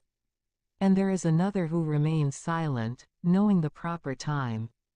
A wise man will remain silent until the proper time. But an unrestrained and imprudent person will not heed the times. Whoever uses many words will wound his own soul. And whoever unjustly takes authority upon himself will be hated. There is advancement in evil for an undisciplined man, and there is a plan which turns to his detriment. There is a gift which is not helpful, and there is a gift, the repayment for which is double. There is a loss for the sake of boasting, and there is one who will lift up his head from lowliness. There is one who buys much for a small price, and who pays it back sevenfold. Anyone wise in words makes himself loved. But the graces of the foolish will be poured away. A gift from the unwise will not benefit you. For his gaze is divided, sevenfold. He will give little, and reproach much. And the opening of his mouth is like a burning flame. There is one who lends today and demands repayment tomorrow. A man such as this is hateful. A foolish man will not have a friend, and there will be no thanks for his good deeds. For those who eat his bread have a false tongue. How often and how many are those who will ridicule him? For what he possesses, he does not distribute with correct understanding. And he acts similarly with what he does not possess. The slip of a false tongue is like someone who falls upon pavement. Such a fall for the wicked will arrive quickly. A disagreeable man is like a pointless fable, it will be continually in the mouth of the undisciplined. A parable from the mouth of a fool will be rejected, for he does not speak it at the proper time. There is one who is prevented from sinning by poverty, and in his rest, he will be vexed. There is one who will lose his own soul because of pretense, and he will lose it by an example of imprudence. For by seeking the approval of another, he will destroy himself. There is one who, for the sake of what others think, makes a promise to a friend, and so he gains him as an enemy for no reason. A lie is a wicked disgrace to a man, and yet lies will be continually in the mouths of those without discipline. A thief is better than a man who constantly lies. But both of them will inherit perdition. The habits of lying men are without honor, and their shame is with them without ceasing. A wise man will benefit himself by his own words, and a prudent man will please the powerful. Whoever works his land will raise high a stockpile of grain, and whoever works justice will himself be raised high. Yet truly, whoever pleases the powerful will escape unfair treatment. Presents and gifts blind the eyes of judges, and silence their mouths, turning them aside from their task of correction. Wisdom hidden, and treasure unseen, of what use is either of these? He who hides his foolishness is better than a man who conceals his wisdom. Son, have you sinned? You should not add further sins. Then too, for your former sins, pray so that they may be forgiven you. Flee from sins, as if from the face of a serpent. For if you approach them, they will take hold of you. Their teeth are like the teeth of a lion, bringing death to the souls of men. All iniquity is like a two-edged spear, there is no healing in its wound. Reproach and injury will make resources useless. And a house that is exceedingly wealthy will become powerless through pride. In this way, the resources of the arrogant will be eradicated. Supplications from the mouth of the pauper will reach all the way to the ears of God, and judgment will come to him quickly. Whoever hates correction is walking in the steps of a sinner. But whoever fears God will convert within his heart. He who has power by means of a bold tongue will be known from far away. But an understanding man knows to slip past him. Whoever builds his house, paid for by another, is like one who gathers his building stones in winter. The synagogue of sinners is like stubble piled up, for the end of them both is a burning fire. The way of sinners is paved and level, and at their end is hell and darkness and punishments. Whoever observes justice will obtain an understanding of it. The consummation of the fear of God is wisdom and understanding. One who is not wise in goodness will not accept instruction. Now there is a wisdom which abounds in evil. But there is no understanding where there is bitterness. The knowledge of the wise will increase like a flood, and his counsel will continue like a fountain of life. The heart of the foolish is like a broken vessel, for it will not hold any wisdom. A knowledgeable man will praise any wise word he hears, and he will apply it to himself. The self-indulgent man has heard it, and it displeases him, and so he casts it behind his back. The talk of the foolish is like a burden on a journey. But in the lips of the understanding, grace will be found. The mouth of the prudent is sought in the church, and they will consider his words in their hearts. Like a house which has been demolished, says wisdom to the foolish. And the knowledge of the unwise is like meaningless words. Doctrine to the senseless is like fetters on the feet, and like chains on the 394 right hand. A foolish man lifts up his voice in laughter, but a wise man will not even laugh quietly to himself. Doctrine is to the prudent like a gold ornament, and like an armband on the right arm. The feet of the foolish step easily into his neighbor's house, but an experienced man will be apprehensive in the presence of the powerful. A senseless man will gaze through a window into the house, but a man who has been well taught will stand outside. It is foolish for a man to listen through the door, and a prudent man will be grieved at this disgrace. The lips of the imprudent will describe senseless things, but the words of the prudent will be weighed on a balance. The hearts of the foolish are in their mouths, but the mouths of the wise are with their hearts. Whenever the impious curse the devil, they curse their own soul. Those who whisper accusations defile their own souls, and they will be hated by all. And whoever abides with them will be hateful. The silent and understanding man will be honored, The lazy man is pelted with a dirty stone, and all will speak about his rejection. The lazy man is pelted with the dung of oxen, and all who touch him will brush off their hands. An undisciplined son is the shame of his father, but an undisciplined daughter will be to his degradation. A prudent daughter brings an inheritance to her husband, but she who causes shame will be a disgrace to him who conceived her. She who is bold shames her father and her husband, and she will not be less offensive to the impious. For she will be held in dishonor by both. An untimely explanation is like music in a time of mourning, but the sharp correction and doctrine of wisdom are ever timely. Whoever teaches the foolish is like someone who glues together a broken pot. Whoever explains a word to one who is not listening is like someone who suddenly awakens a sleeping person from a deep sleep. Whoever explains wisdom to the senseless is like one speaking to a sleeping person. And at the end of the explanation, he says, "Who is this? Weep over the dead, for his light has failed. And weep over the foolish, for his understanding has failed. Weep only a little over the dead, for he is at rest. But the wicked life of a wicked fool is worse than death. The mourning for the dead is 7 days, but for the foolish and the impious, it is all the days of their life. You should not talk at length with the foolish, and you should not go with the senseless. Keep yourself from him, so that you may not have problems, and so that you will not be polluted by his sin. Turn away from him, and you will find rest, and you will not be discouraged by his foolishness. What is heavier than lead? And what else can he be called but foolish? Sand, and salt, and an iron weight are each easier to bear than an imprudent man, who is both foolish and impious.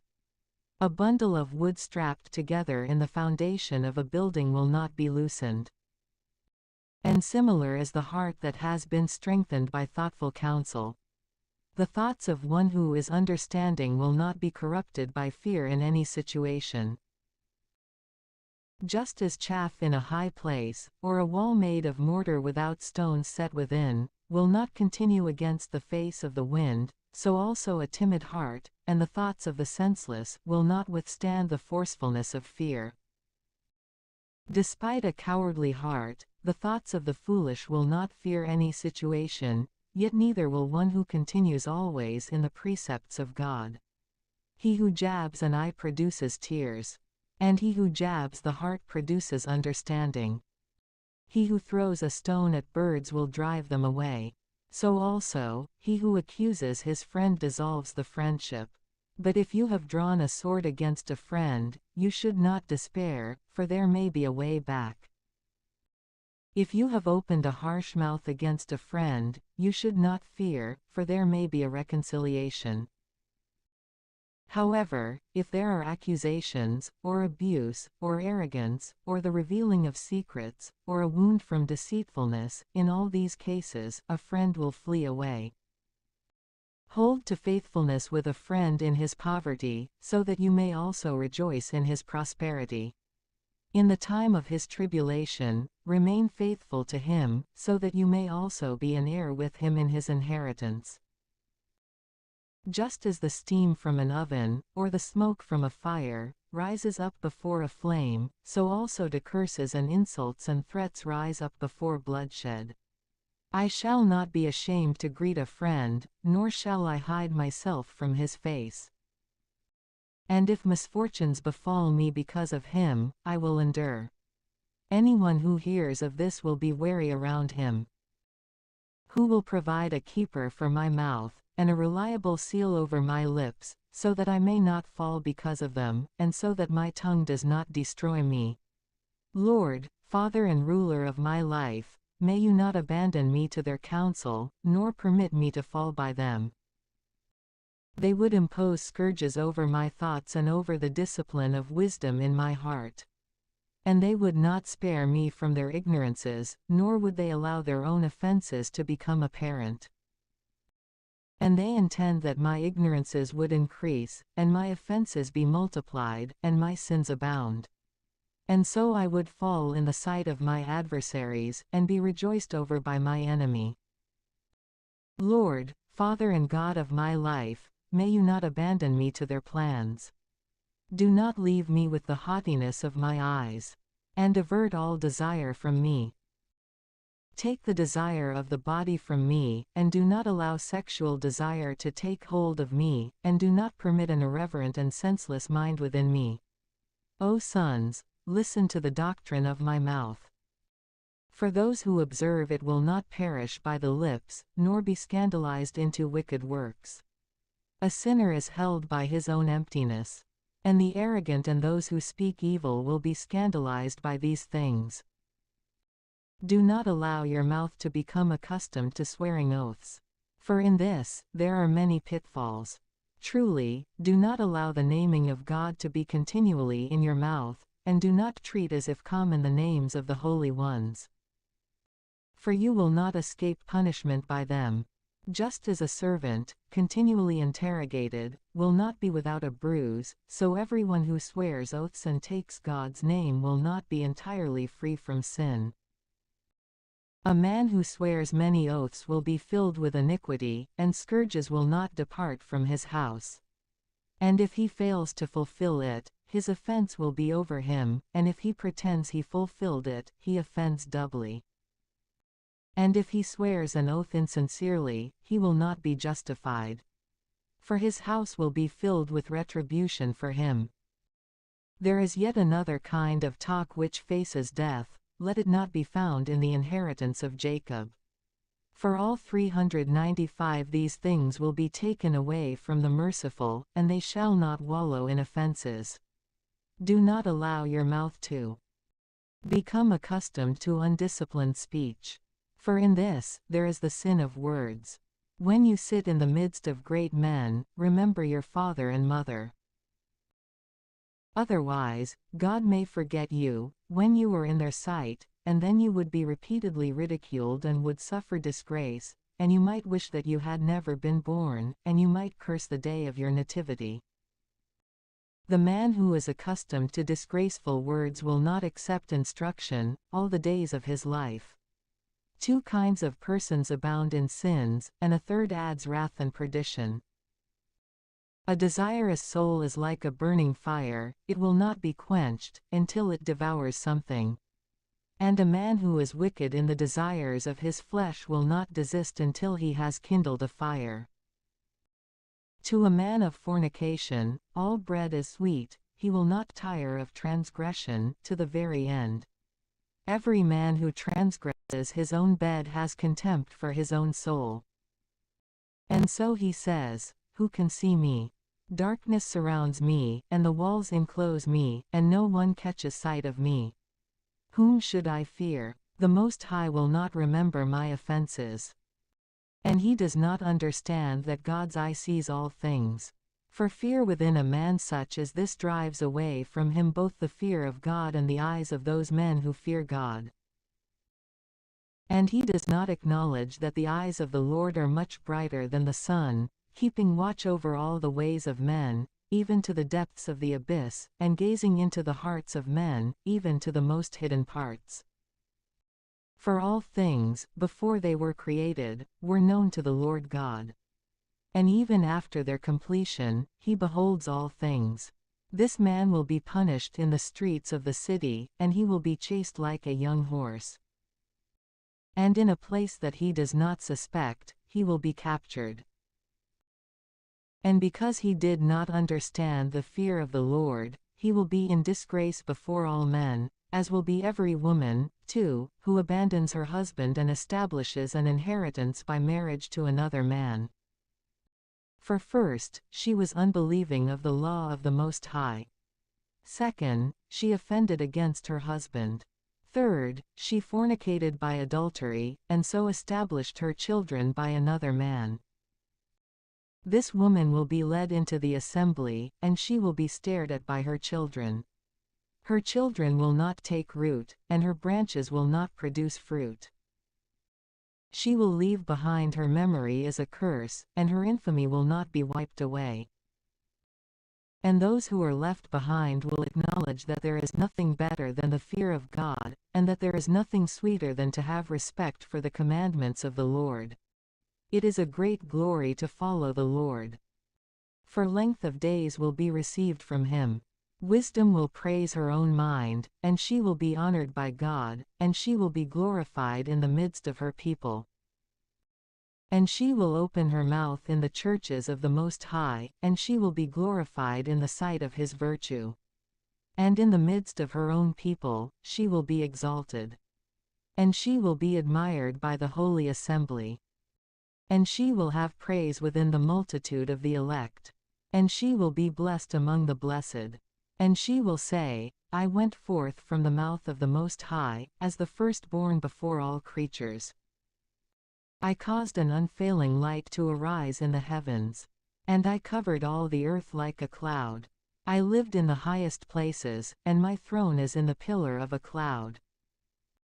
I alone have encompassed the circuit of heaven, and have penetrated to the depths of the abyss, and have walked upon the waves of the sea, and have stood upon the whole earth.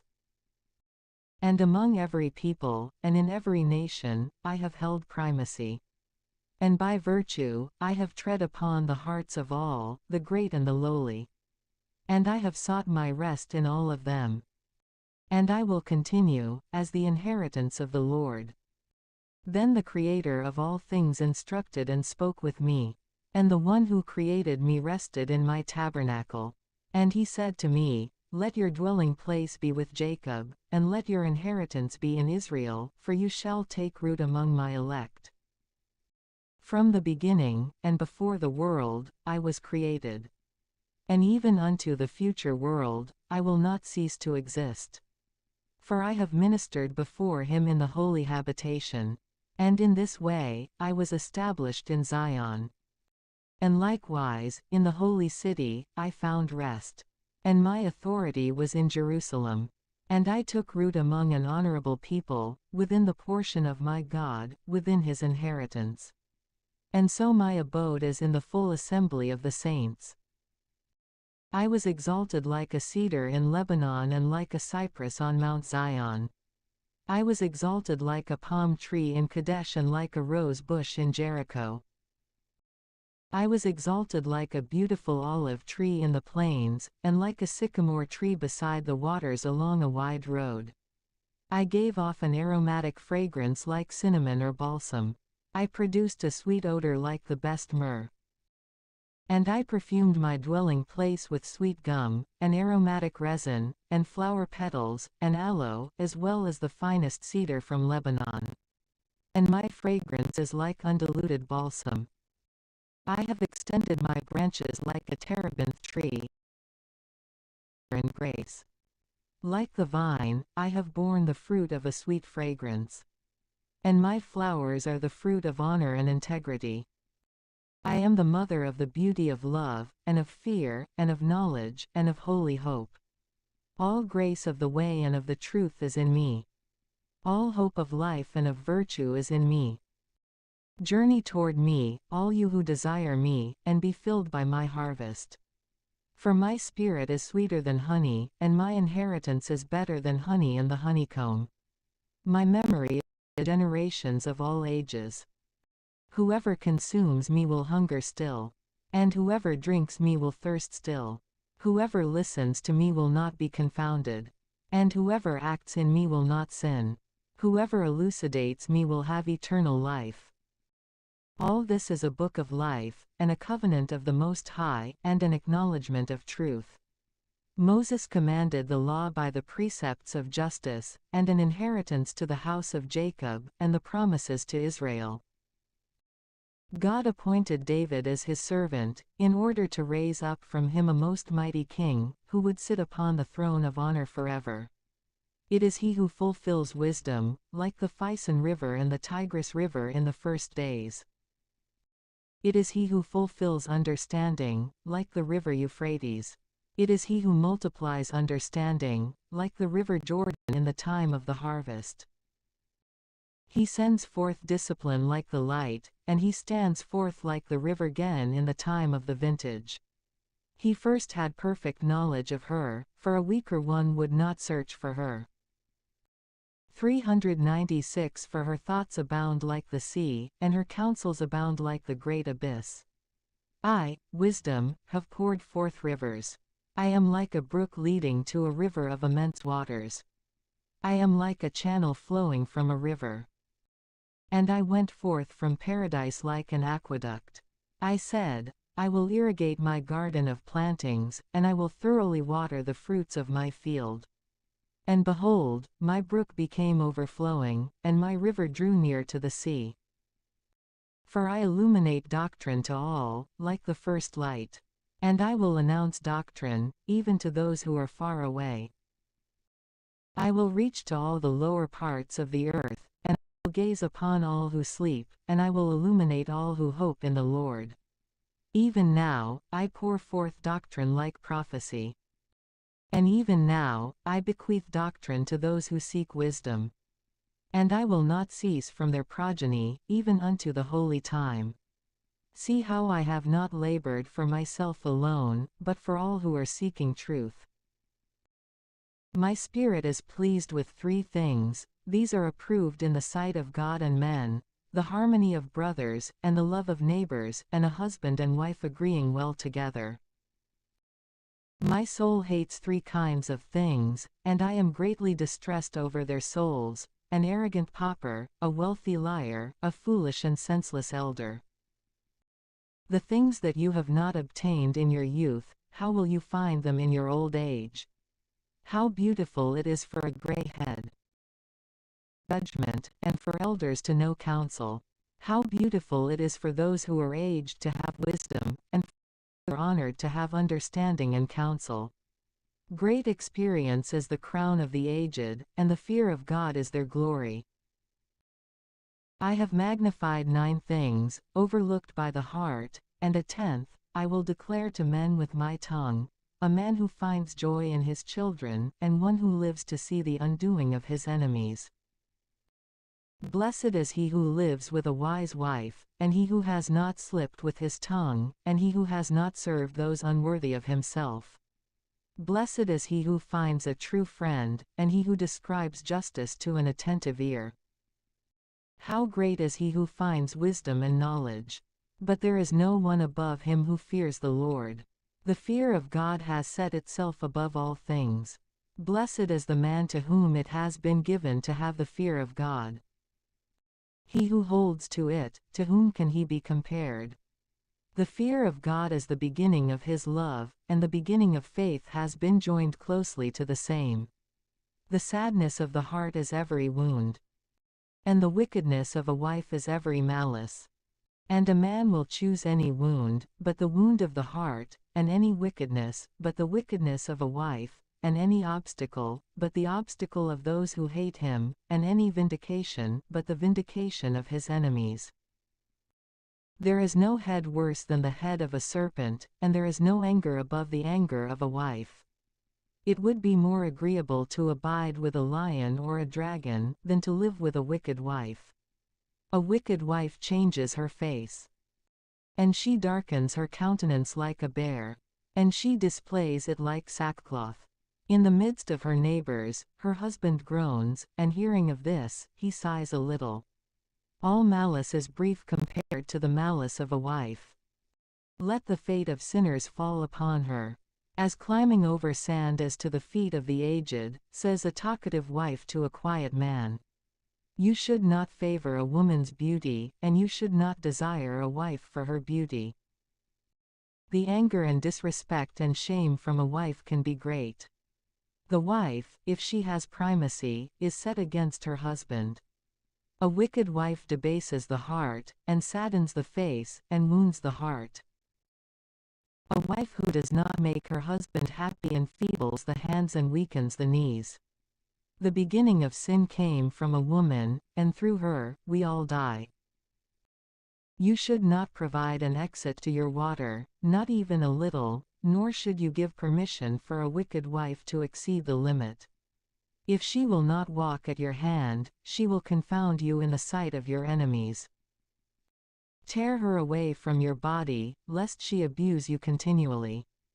Blessed is the husband of a good wife, for the number of his years is doubled. A good wife delights her husband, and she will fill up the years of his life with peace. A good wife is a good portion. She will be given the portion of those who fear God, like a man who has done good deeds. But, rich or poor, with a good heart, his countenance will be cheerful at all times.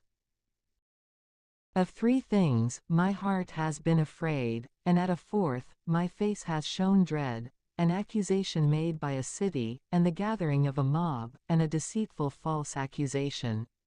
All these are more grievous than death. A jealous wife is a grief and a mourning to the heart. In a jealous wife, there is a scourge of the tongue, which communicates with everyone. Like a yoke of oxen being provoked, so also is a wicked wife. He who has hold of her is like one who has taken hold of a scorpion. An inebriated wife is a great wrath, and her disgrace and indecency will not be covered. The fornication of a wife will become known by the haughtiness of her eyes and by her eyelids. So that her daughter will not also turn away, keep a strict watch, otherwise, having found an opportunity, she may enjoy herself. Be wary of the irreverence of her eyes, and you should not wonder if she might disregard you. Like a thirsty traveler, she will open her mouth to the fountain, and she will drink from every water nearby, and she will sit down beside every fence post, and she will open her quiver to every arrow, until she becomes weary. The grace of an attentive wife will delight her husband, and will fatten his bones. Her discipline is a gift from God. Such is an understanding and quiet wife. For there is no substitution for a well-instructed soul. A holy and contrite wife is grace upon grace. And no amount of money is equal to the value of a soul with self-restraint. Like the sun rising over the world in the high places of God, so the beauty of a good wife is the adornment of her house.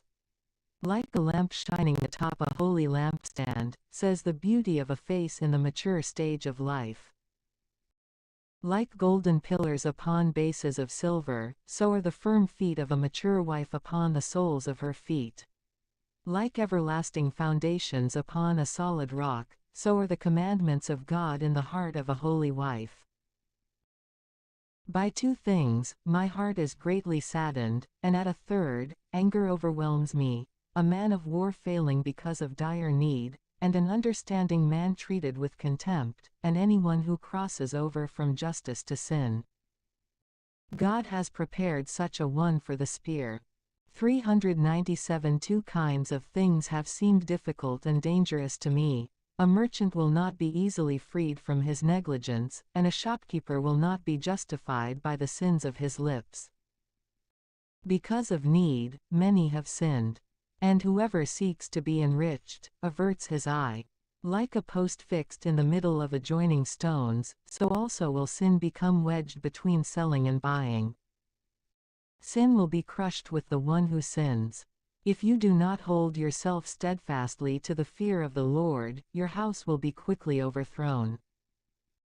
Just as the dust remains when one shakes a sieve, so will the doubt of a man remain in his thoughts. The furnace tests the potter's vessels, and the trial of the tribulation tests just men.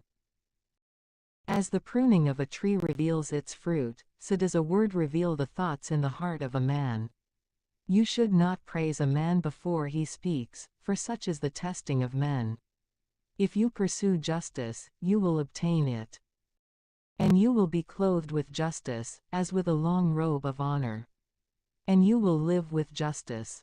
And justice will protect you continually. And on the day of reckoning, you will find a strong foundation. Birds flock to their own kind. And truth will return to those who practice it. The lion lies in wait for its prey continually. So also do sins lie in wait for those who work iniquity. A holy man persists in wisdom like the sun. But a senseless man changes like the moon. In the midst of the senseless, retain a word for the proper time. But be continually in the midst those who are thoughtful. The discussions of sinners are hateful, and their laughter is a delight in sin. The speech that swears many oaths will cause the hair of the head to stand upright, and its irreverence will cause the ears to be blocked. The shedding of blood is in the quarrels of the arrogant, and their evil talk is grievous to hear. Whoever discloses the secret of a friend breaks faith, and he will not find a friend for his soul. Love your neighbor, and be united with him faithfully. But if you disclose his secrets, you should not continue to follow after him. For like a man who destroys his friend, so also is he who destroys the friendship of his neighbor. And like someone releasing a bird from his hand, so have you abandoned your neighbor, and you will not obtain him again. You should no longer seek him, for he is now far away, he has fled like a roe deer from a snare. For his soul has been wounded. You will no longer be able to bind his wound. For there may be a reconciliation from cursing. But to disclose the secrets of a friend is the hopeless act of an unhappy soul. One who winks with the eye fabricates iniquity, and no one will cast him aside. In the sight of your eyes, he will sweeten his mouth, and he will admire your talk. But at the very end, he will pervert his mouth, and he will offer a scandal from your own words. I have hated many things, but I have not done as he has done, and the Lord will hate him. Whoever throws a stone straight up will find that it falls on his own head.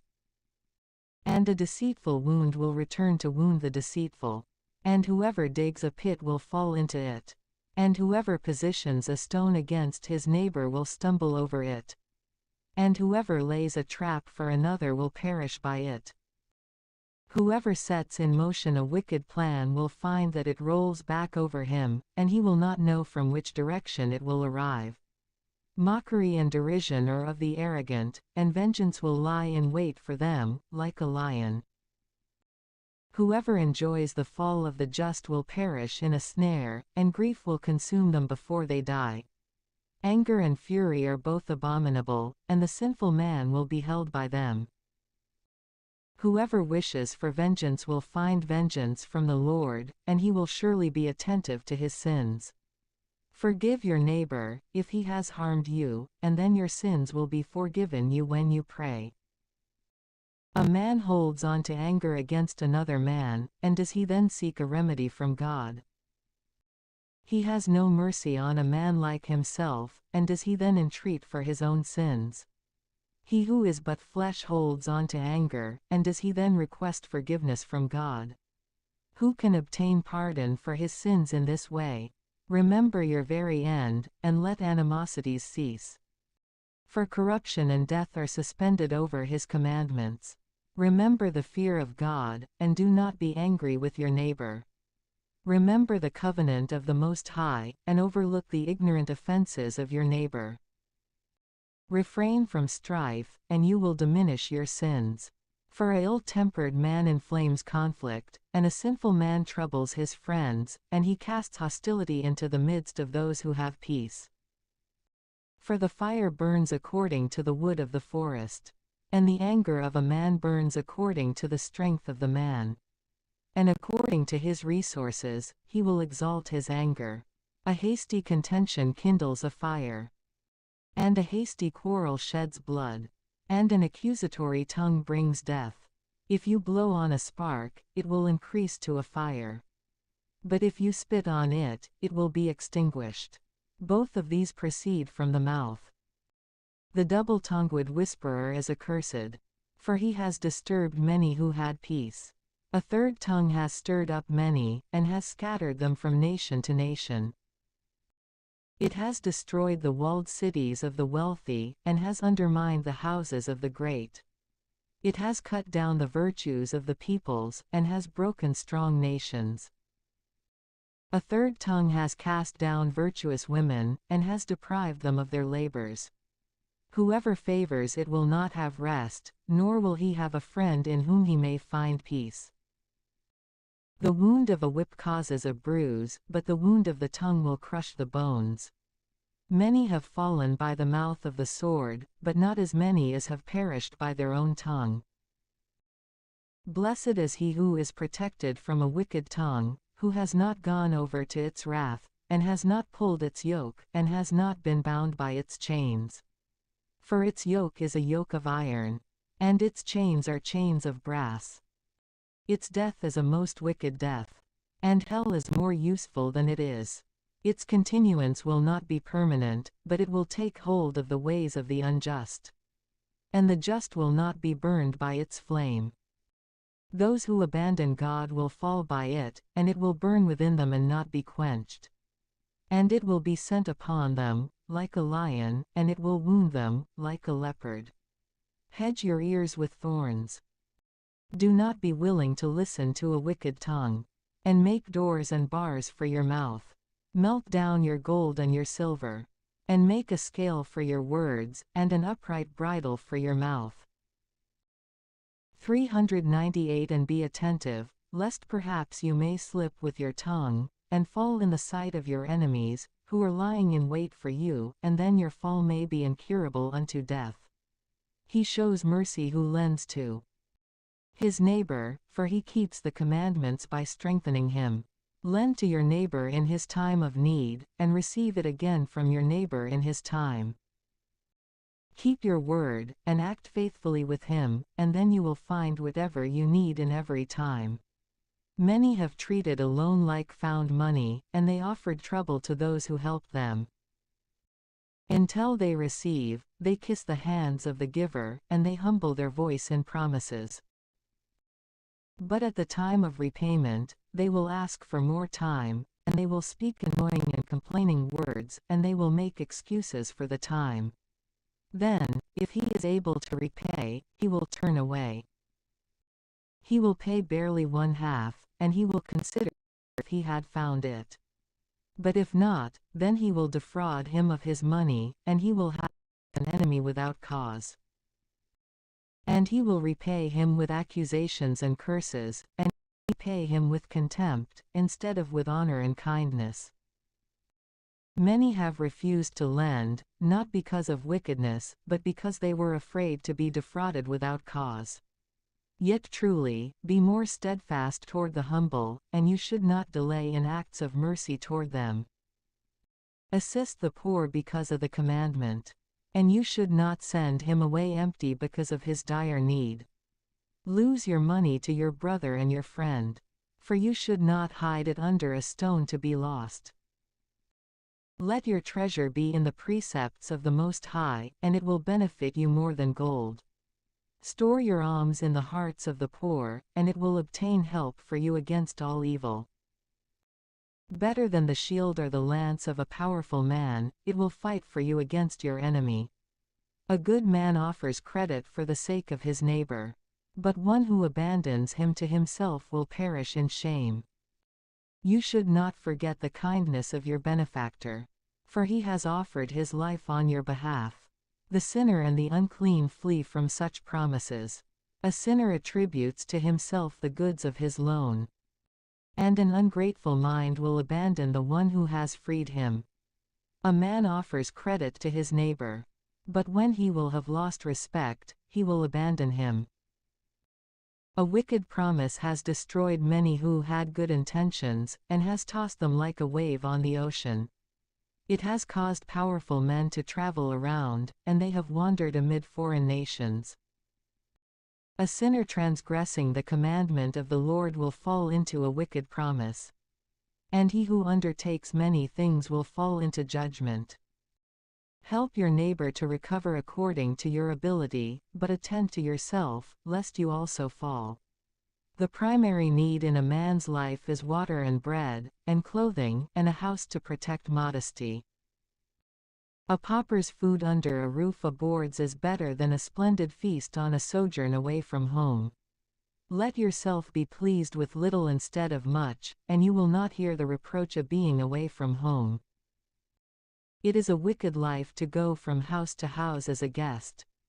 For wherever he is a guest, he will not act confidently, nor open his mouth. He will entertain, and feed, and give drink to the ungrateful, and beyond this, he will listen to bitter words, Go, my guest, and set the table, and let others eat from what you have in your hand. Depart from the honored face of my friends. For it has become necessary for my house to host my brother instead. These things are grievous to a man having understanding, to take advantage of a household, and to reproach a lender.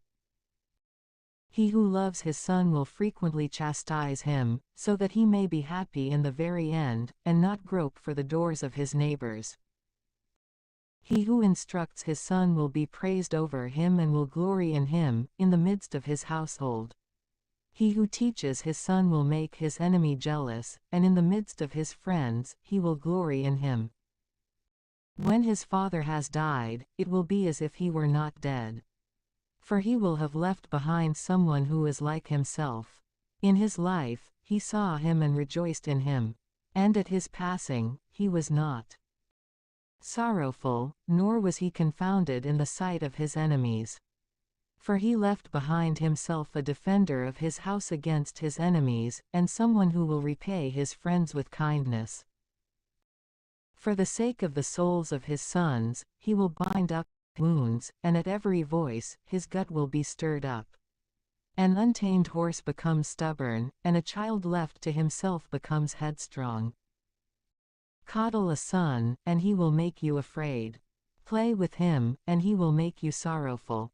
You should not laugh with him, otherwise you may have grief, and in the end, your teeth be clenched. You should not give him power in his youth, but you should not despise his thoughts. Bow down his neck in his youth, and slap his sides while he is a child, lest perhaps he may become stubborn, and then he will not trust you, and so he will bring sorrow to your soul. Instruct your son, and work with him, lest you give offense by his shameful behavior.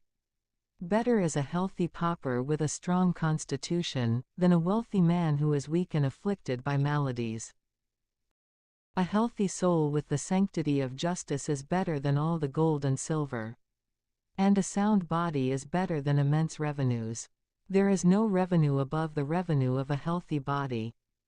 And there is no delight above a joyful heart. Death is better than a bitter life.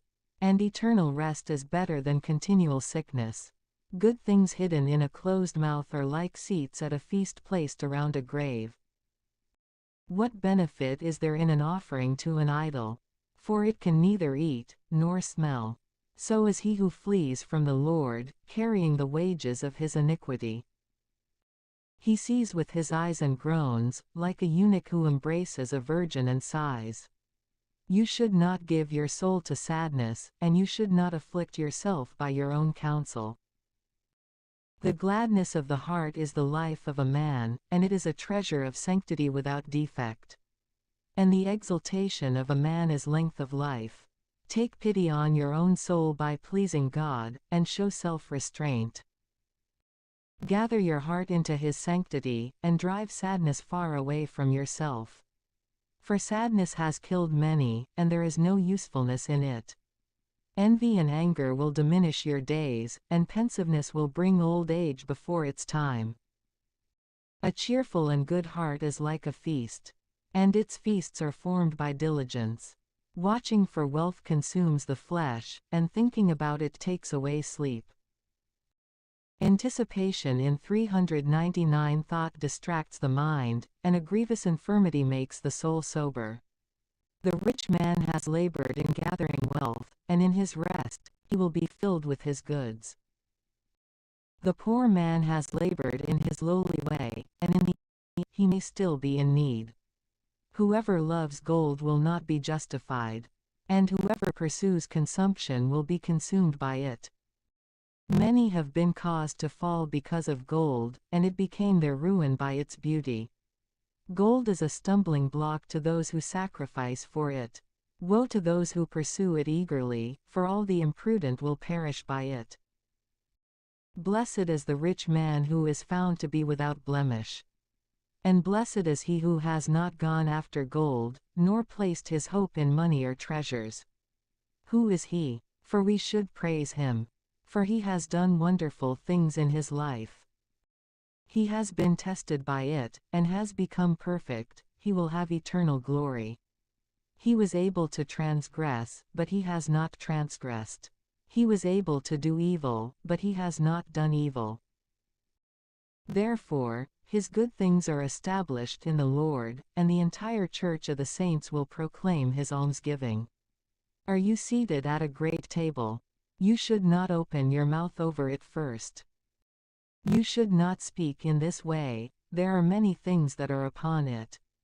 Remember that a wicked eye is evil. What has been made more wicked than the eye? Therefore, when it sees, it will shed tears over the entire face. You should not extend your hand first, for then, having been corrupted by envy, you would be ashamed. You should not press forward at a feast. Understand which things are your neighbor's and not your own.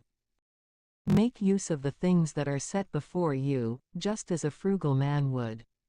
Otherwise, if you eat much, you will be hated. Cease eating first, for the sake of discipline. And do not eat to excess, lest you offend. And if you sit in the midst of many, you should not extend your hand before they do, and you should not be the first to ask for a drink. How sufficient is a little wine for a well-taught man? For in sleep, you will not labor because of it, and you will not feel pain. Worry, and disease, and torment are with an intemperate man. A healthy sleep is with a temperate man. He will sleep until morning, and his soul will be delighted with him. And if you have been coaxed into eating too much, rise up, go outside, and vomit. And it will refresh you, and you will not bring sickness upon your body. Listen to me, son, for you should not spurn me. And in the very end, you will discover my words. In all your works, be prompt, and then no infirmity will befall you. The lips of many will bless the splendid in bread. For the testimony of his truthfulness is faithful. The city will murmur against the wicked in bread. For the testimony against his wickedness is true. Do not choose to provoke those who love wine. For wine has destroyed many. Fire tests the hardness of iron, similarly, drinking wine to inebriation will rebuke the hearts of the arrogant. Drinking wine in sobriety gives a contented life to men. If you drink it in moderation, you will be sober. What is life to him who is diminished by wine? What can cheat him of his life? Death. From the beginning, wine was created for cheerfulness, but not for inebriation. Wine taken in moderation lifts up the mind and the heart. Sober drinking is healthful to mind and body. Wine taken in excess stirs up conflict and anger, and brings many to ruin. Wine taken in excess is bitter to the soul. The effects of inebriation are a stumbling block to the imprudent, diminishing strength and causing wounds. You should not argue with your neighbor during a banquet of wine. And you should not spurn him in his cheerfulness. You should not speak words of reproach to him. And you should not press him with repeated requests. Have they appointed you as a leader? Do not be willing to be extolled. Be among them as one of them. Have concern for them, and in this way sit down with them, and when you have explained all your concerns, sit back. Then you may rejoice because of them, and you may receive a crown as an adornment of grace, and so obtain the dignity of the assembly. Speak, you who are greater by birth. For it is fitting for you to speak the first word with careful knowledge. But you should not hinder the music. Where no one is listening, you should not pour out words. And do not choose to be extolled improperly for your wisdom. A gemstone of garnet is set amid an ornament of gold, and a concert of music is set amid a banquet of wine. Just as a signet of emerald is set amid a work of gold, so is a melody of music set amid delightful and moderate wine. Listen silently, and for your reverence, good graces will be added to you. Young man, speak in your own case only reluctantly. If you have been asked twice, let your response be concise. In many matters, be as if you lack knowledge, and listen silently as well as intently. In the midst of great men, you should not be presumptuous. And where the elders are present, you should not speak much. Lightning goes before a hailstorm, and grace goes before modesty. And so, for your reverence, good graces will be added to you. And at the hour for rising, you should not be lax. Later, be the first to run ahead to your house, and there withdraw, and there take your pastime. And act according to your intentions, but not in sin and not in arrogant speech. And for all these things, bless the Lord, who made you, and who fills you to overflowing with all his good things. Whoever fears the Lord will accept his doctrine, and whoever watches for him diligently will find a blessing. Whoever seeks the law will be filled from the law, but whoever acts with treachery will be scandalized by treachery. Those who fear the Lord will find just judgment, and they will kindle justice like a light. A sinful man will shun correction, and he will find a rationalization in accord with his own will. A man of counsel will not reject understanding. A strange and arrogant man will not be disturbed by fear. Even so, after he has acted out of fear and without counsel, he will be rebuked by his own criticism. Son, you should do nothing without counsel, and then you will not regret what you have done. You should not go into the way of ruin, and you then will not stumble on stones. You should not commit yourself to a laborious way, otherwise, you may set up a scandal against your own soul. And be cautious concerning your own sons. And be attentive to those of your own household. In all of your works, trust your soul to faith. For this is the keeping of the commandments. Whoever believes God attends to the 400 commandments. And whoever trusts in him will not be diminished. No evils will befall one who fears the Lord. Instead, God will preserve him during temptation and will free him from evils. A wise man does not hate the commandments and the justices, and so he will not be thrown about violently, like a ship in a storm. A man of understanding puts his faith in the law of God, and so the law is faithful to him. Whoever would resolve a dispute will prepare a word, and so, having prayed, he will be heard. And he will observe discipline, and then he will respond. The heart of a fool is like the wheel of a cart, and his thoughts are like a turning axle. A friend who is a whisperer is like an untamed horse, he neighs under anyone who sits upon him. Why does day follow after day, and light follow after light, and year follow after year, in accord with the sun? By the knowledge of the Lord, they were arranged, after the sun was made, in keeping with his command. And so, the seasons changed, with their feast days. And according to them, they celebrated the feast days, in their hour. Some of them, God exalted and magnified. And some of them, he set amid the ordinary days. And all men are from the ground, and from the earth, from which Adam was created. With a multitude of disciplines, the Lord has distinguished them and diversified their ways. Some of them, he has blessed and exalted. And some of them he has sanctified and placed close to himself. And some of them, he has cursed and brought low, and he has turned them from their station.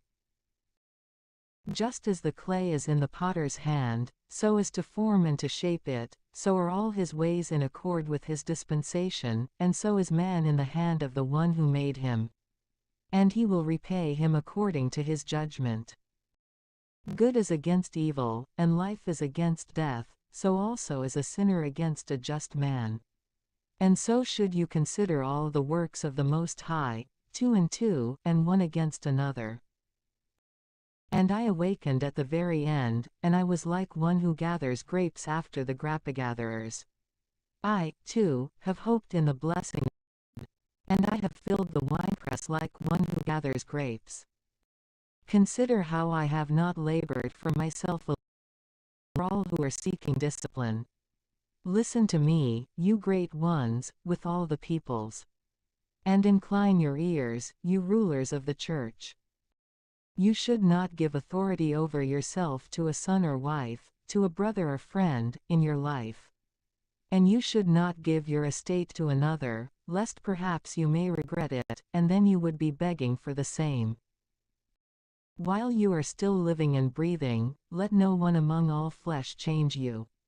For it is better if your children petition you, than if you look toward the hands of your children. In all your works, be preeminent. You should not allow a blemish upon your glory. On the day of the consummation of the days of your life, at the time of your passing, distribute your inheritance. Fodder and a rod and a burden are for a donkey, bread and discipline and work are for a servant. He works under discipline, and he seeks rest. Allow his hands to be idle, and he seeks liberty. The yoke and the strap bend a stiff neck, and continual labors bend a servant. Torture and chains are for a malevolent servant, send him to work, so that he may not be idle. For idleness has taught much evil. Appoint him to a task, for this is fitting for him. And if he will not be obedient, bend him with chains. But you should do no more than any flesh can bear. Truly, you should do nothing grievous without judgment. If you have a faithful servant, let him be to you like your own soul. Treat him like a brother. For you have obtained him by the blood of your soul. If you harm him unjustly, he will turn away and flee. And then, when he lifts himself up and departs, you will not know whom to ask, or in what way to seek him. The hopes of a senseless man are empty and false, and dreams extol the imprudent. Like one who chases a shadow and pursues the wind, so also is one who pays attention to lying visions. In the vision of dreams, one thing represents another, as when a mask is before the face of a man. What can be cleansed by the unclean? And what truth can be spoken from a lie? Erroneous divinations and false signs and the dreams of evildoers are emptiness. For your heart suffers from imagination, like a woman suffering in childbirth. Unless it is a visitation sent from the Most High, you should not set your heart upon it. For dreams have caused many to go astray, and those who have hoped in them have fallen away. The word of the law will be fulfilled without a lie, and wisdom will be made plain in the mouths of the faithful. He who has not been tested, what does he know? A man with much experience will consider many things. And whoever has learned much will explain with understanding. He who has no experience knows little. And he who has done many things has made many mistakes. He who has not been tested, what kind of things can he know? He who has been deceived will be more cunning. I have seen much by wandering, and the customs of many things. At times, I have even been in danger of death because of these things, but I was freed by the grace of God. The spirit of those who fear God is sought, and they will be blessed by his providence. For their hope is in him who saves them, and the eyes of God are on those who love him. Those who fear the Lord will tremble at nothing, and they will not be terrified. For he is their hope. The soul of him who fears the Lord is blessed. To whom should he look, and who is his strength? The eyes of the Lord are upon those who fear him. He is a powerful protector, a firmament of virtue, a shelter from the heat, and a covering from the midday sun, a guardian from offenses, and a helper from falling, who exalts the soul and illuminates the eyes, and who gives health and life and blessing.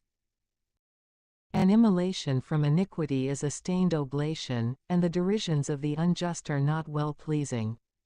The Lord is only for those who persevere for him in the way of truth and justice. The Most High does not approve of the gifts of the iniquitous. Neither does he have respect for the oblations of the unjust, neither will he forgive their sins because of the multitude of their sacrifices.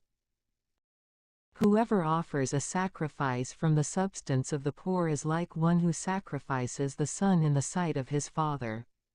The bread of the indigent is the life of the poor.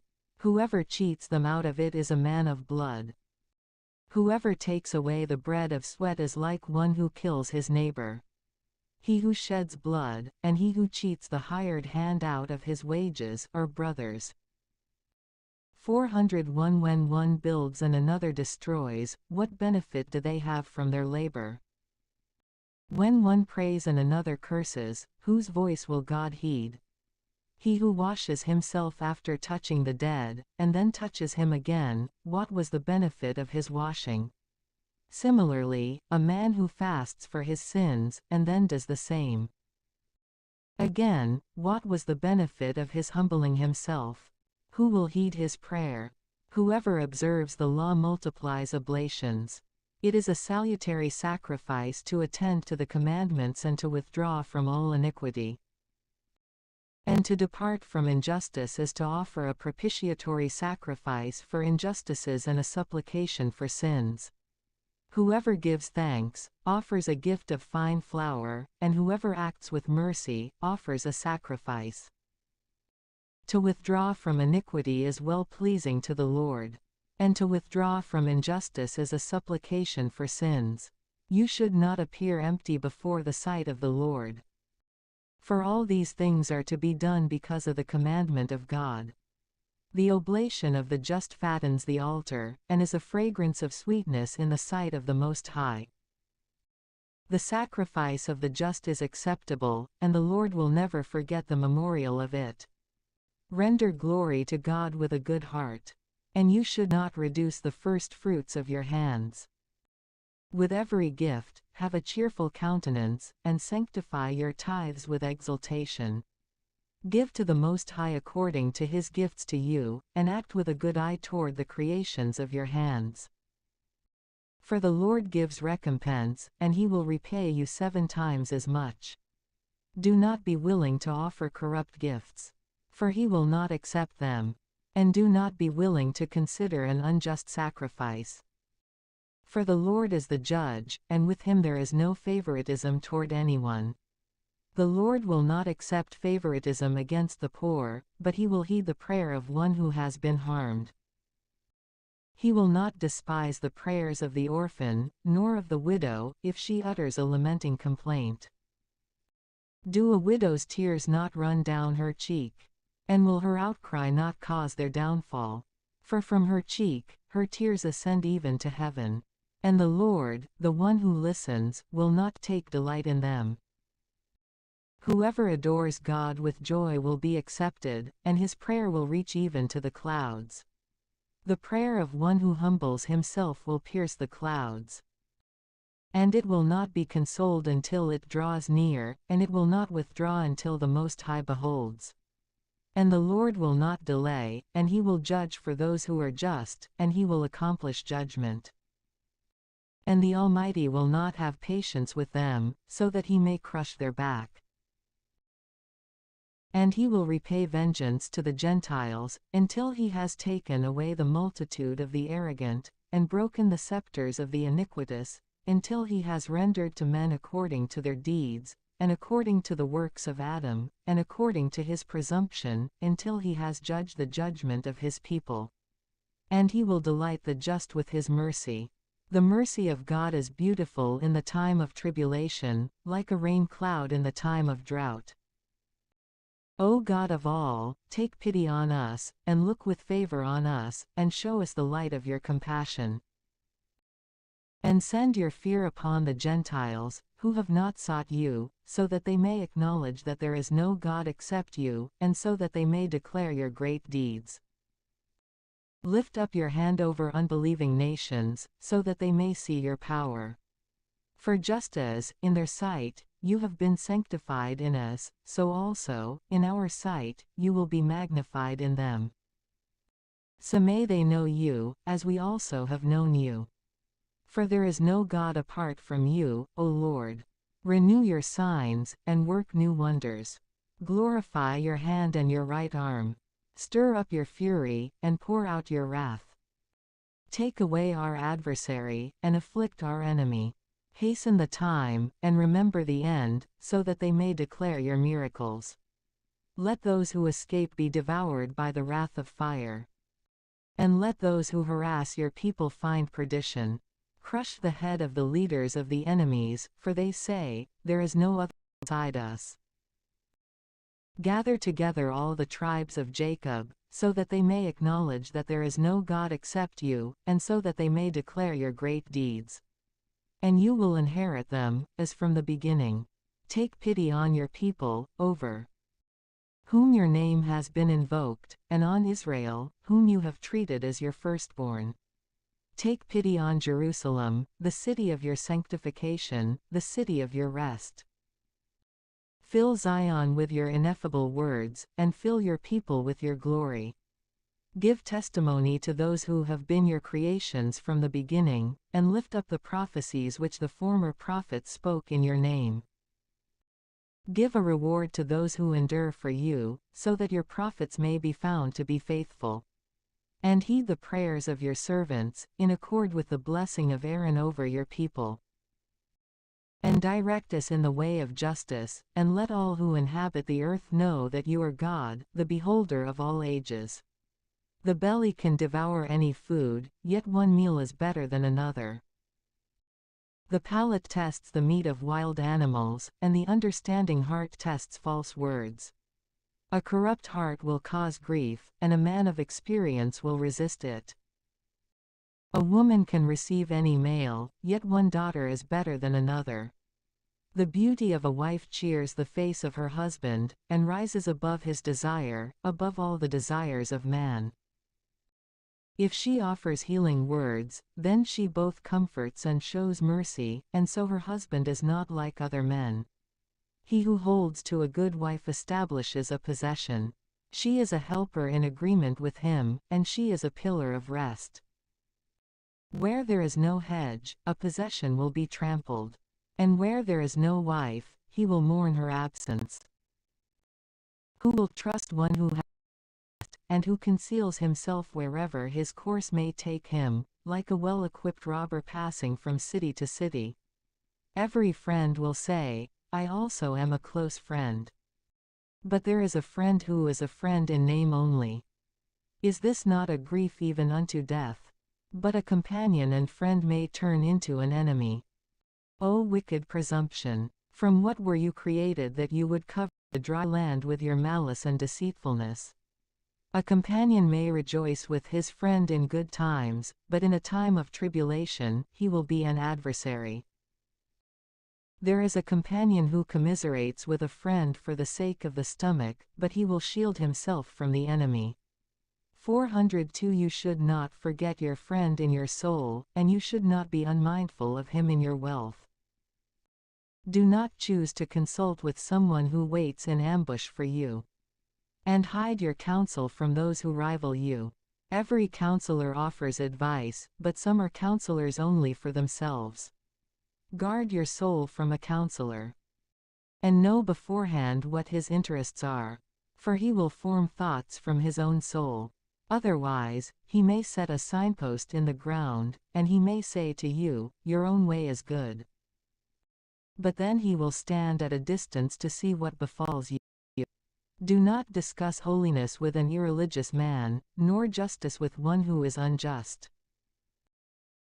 You should not speak with a woman about her who is a rival, nor with a coward about war, nor with a merchant about exaggeration, nor with a buyer about selling, nor with a spiteful man about giving thanks, nor with the impious about piety, nor with the dishonest about honesty, nor with the field worker about other kinds of work, nor with a worker hired for a year about the end of the year, nor with a lazy servant about great works. You should pay no heed to these persons in any matter of counsel. But be continually with a holy man, with anyone whom you know to observe the fear of God, whose soul is in agreement with your own soul, and who, when you falter in the dark, will share your sorrows. And establish a heart of good counsel within yourself. For there is nothing of greater usefulness to you than this. At any time, the soul of a holy man declares more truths than 7 vigilant watchmen sitting in a high place. But concerning all things, pray to the Most High, so that he may direct your way in truth. In all your works, let a true word precede you, with steadfast counsel before every deed. A wicked word can change the heart.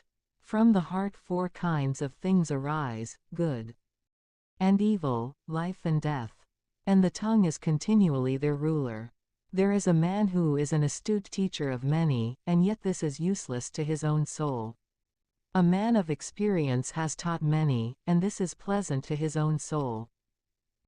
Whoever speaks mere rhetoric is hateful, he will be deceived in every matter. Grace is not given to him from the Lord, for he has been deprived of all wisdom. There is a wise man who is wise within his own soul, and the fruit of his understanding is praiseworthy. A wise man instructs his own people, and the fruit of his understanding is faithful. A wise man will be filled with blessings, and those who see will praise him. The life of a man is in the number of his days, but the days of Israel are innumerable. A wise man will inherit honor among the people, and his name will live in eternity. Son, test your own mind in your life, and if it is lacking, you should not give it authority. For not all things are fitting for all persons, and not every kind of thing is agreeable to every soul.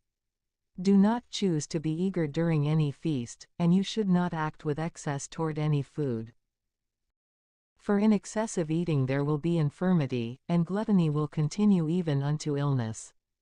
By excessive drinking, many have passed away, but he who abstains will add to his life. Honor the physician because of necessity, and because the Most High created him. For all healing is from God, and so he will receive gifts from the King. The expertise of the physician will lift up his head, and in the sight of great men, he will be praised. The Most High has created medicines from the earth, and a prudent man will not abhor them. Was not bitter water made sweet with wood? The benefits of these things is recognized by men, and the Most High has given this knowledge to men, so that he may be honored in his wonders. By these things, he will cure or mitigate their suffering, and the pharmacist will make soothing ointments, and he will form healing medicines, and there will be no end to his works. For the peace of God is upon the surface of the earth. Son, in your infirmity, you should not neglect yourself, but pray to the Lord, and he will cure you. Turn away from sin, and direct your hands, and cleanse your heart from every offense. Give a sweet offering, and a memorial of fine flour, and fatten your oblation, but also give a place to the physician. For the Lord created him. And so, do not let him depart from you, for his works are necessary. For there is a time when you may fall into their hands. Truly, they will beseech the Lord, so that he may direct their treatments and cures, for the sake of their way of life. He who sins in the sight of the one who made him will fall into the hands of the physician.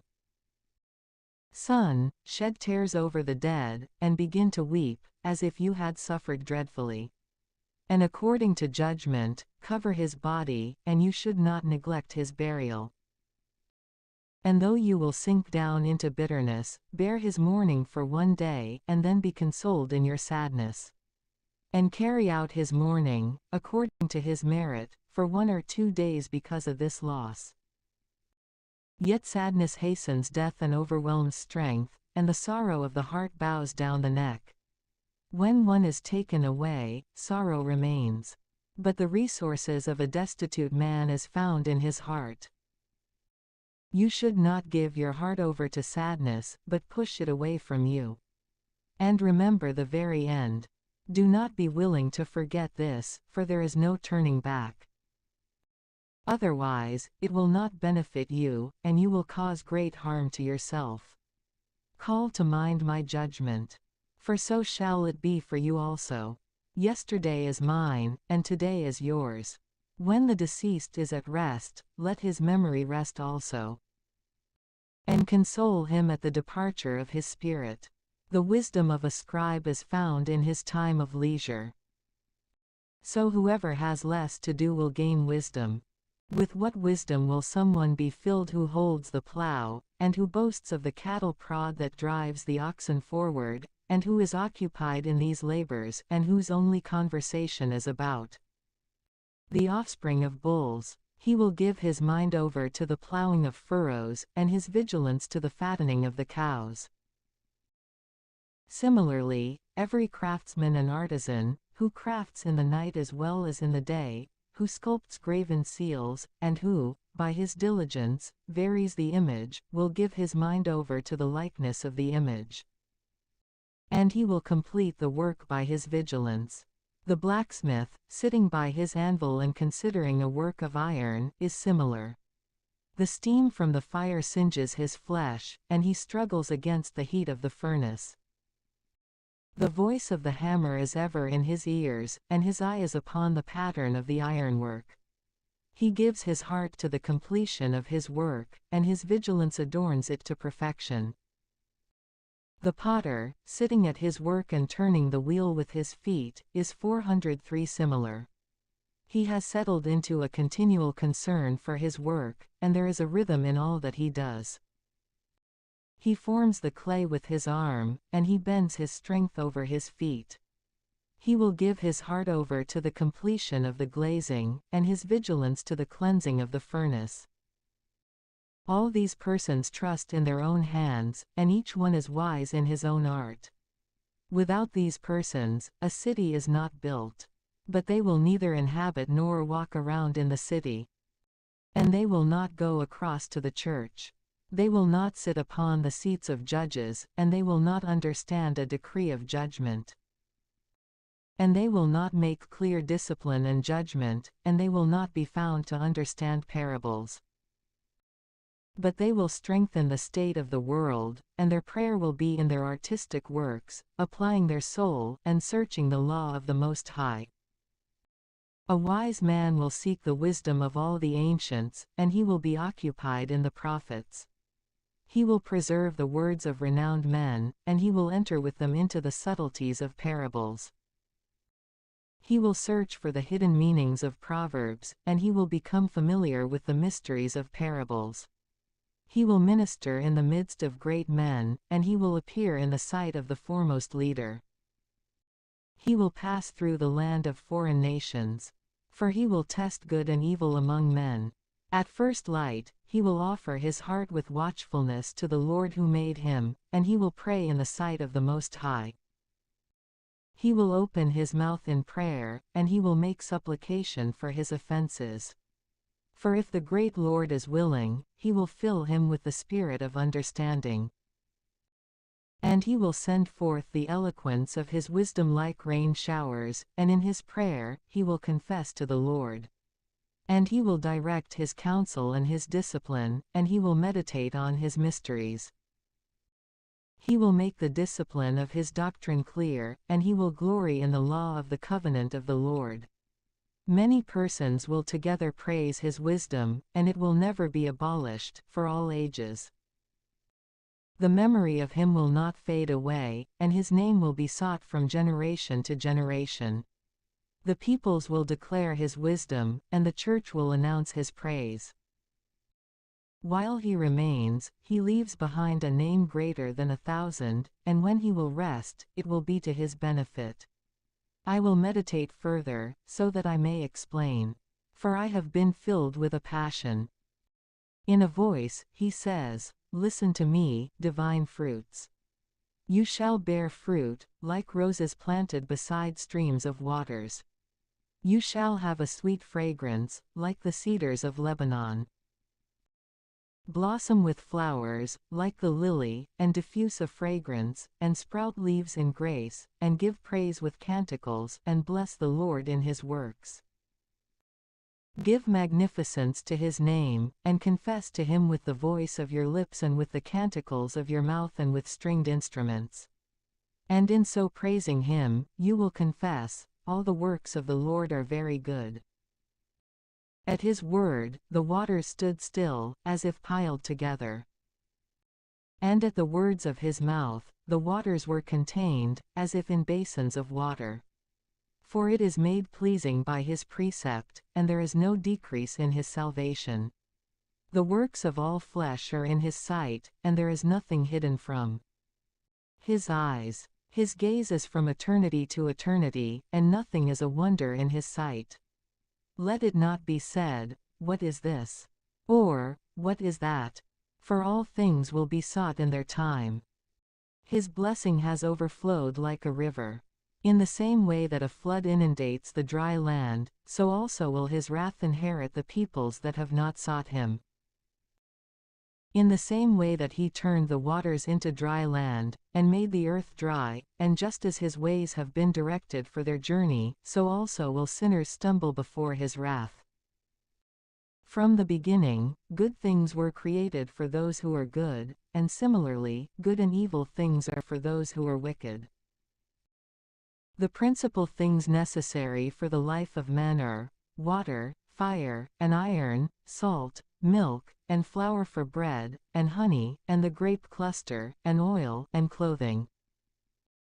All these things will be used for good by those who are holy, but they will be turned to evil use by the impious and by sinners.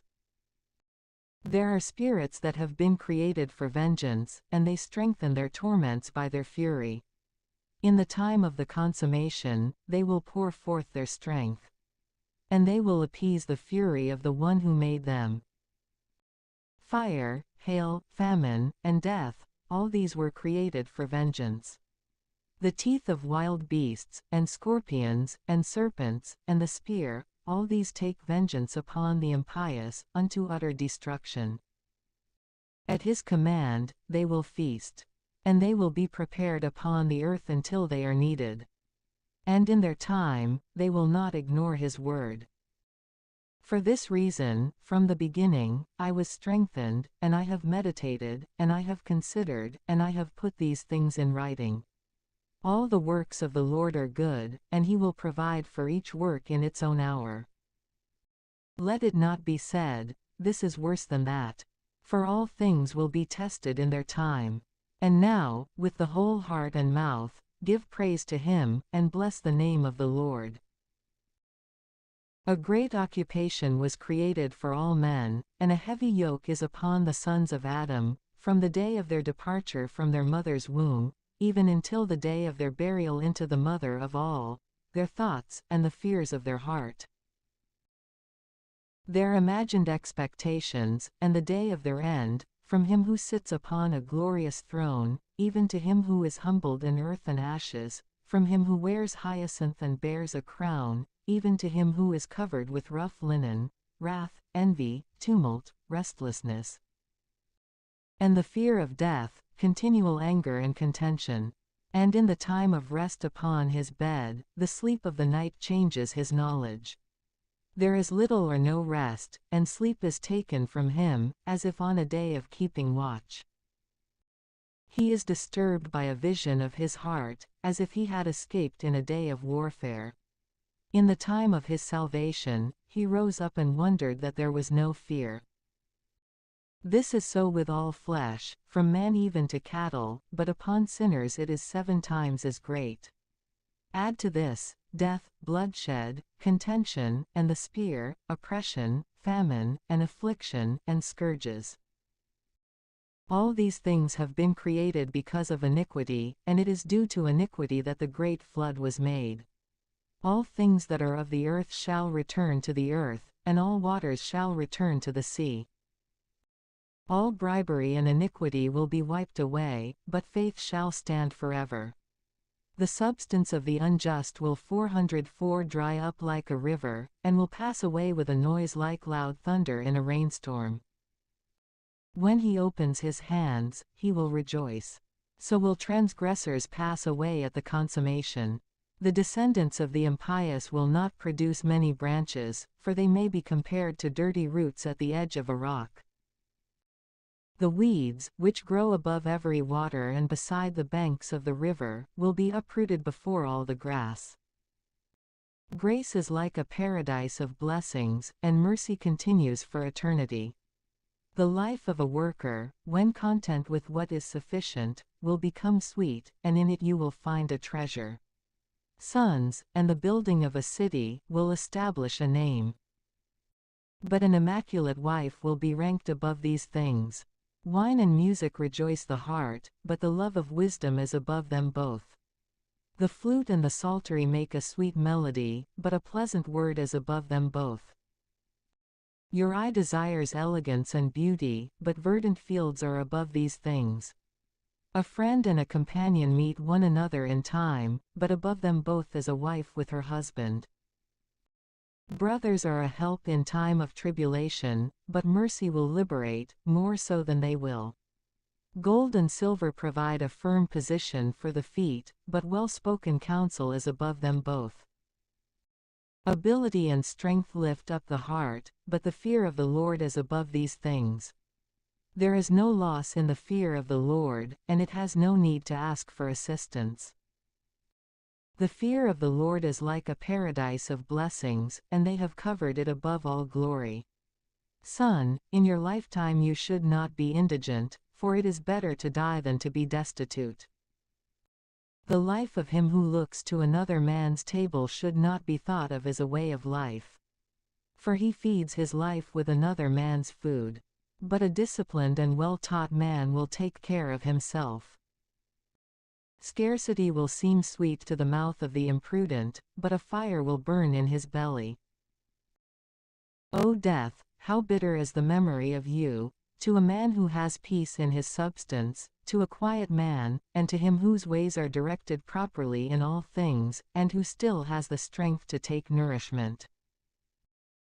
O death, your judgment is good to the indigent man, and to him whose strength has diminished, who is failing due to old age, and who is anxious about all things, and to the unbelieving man who has lost patience.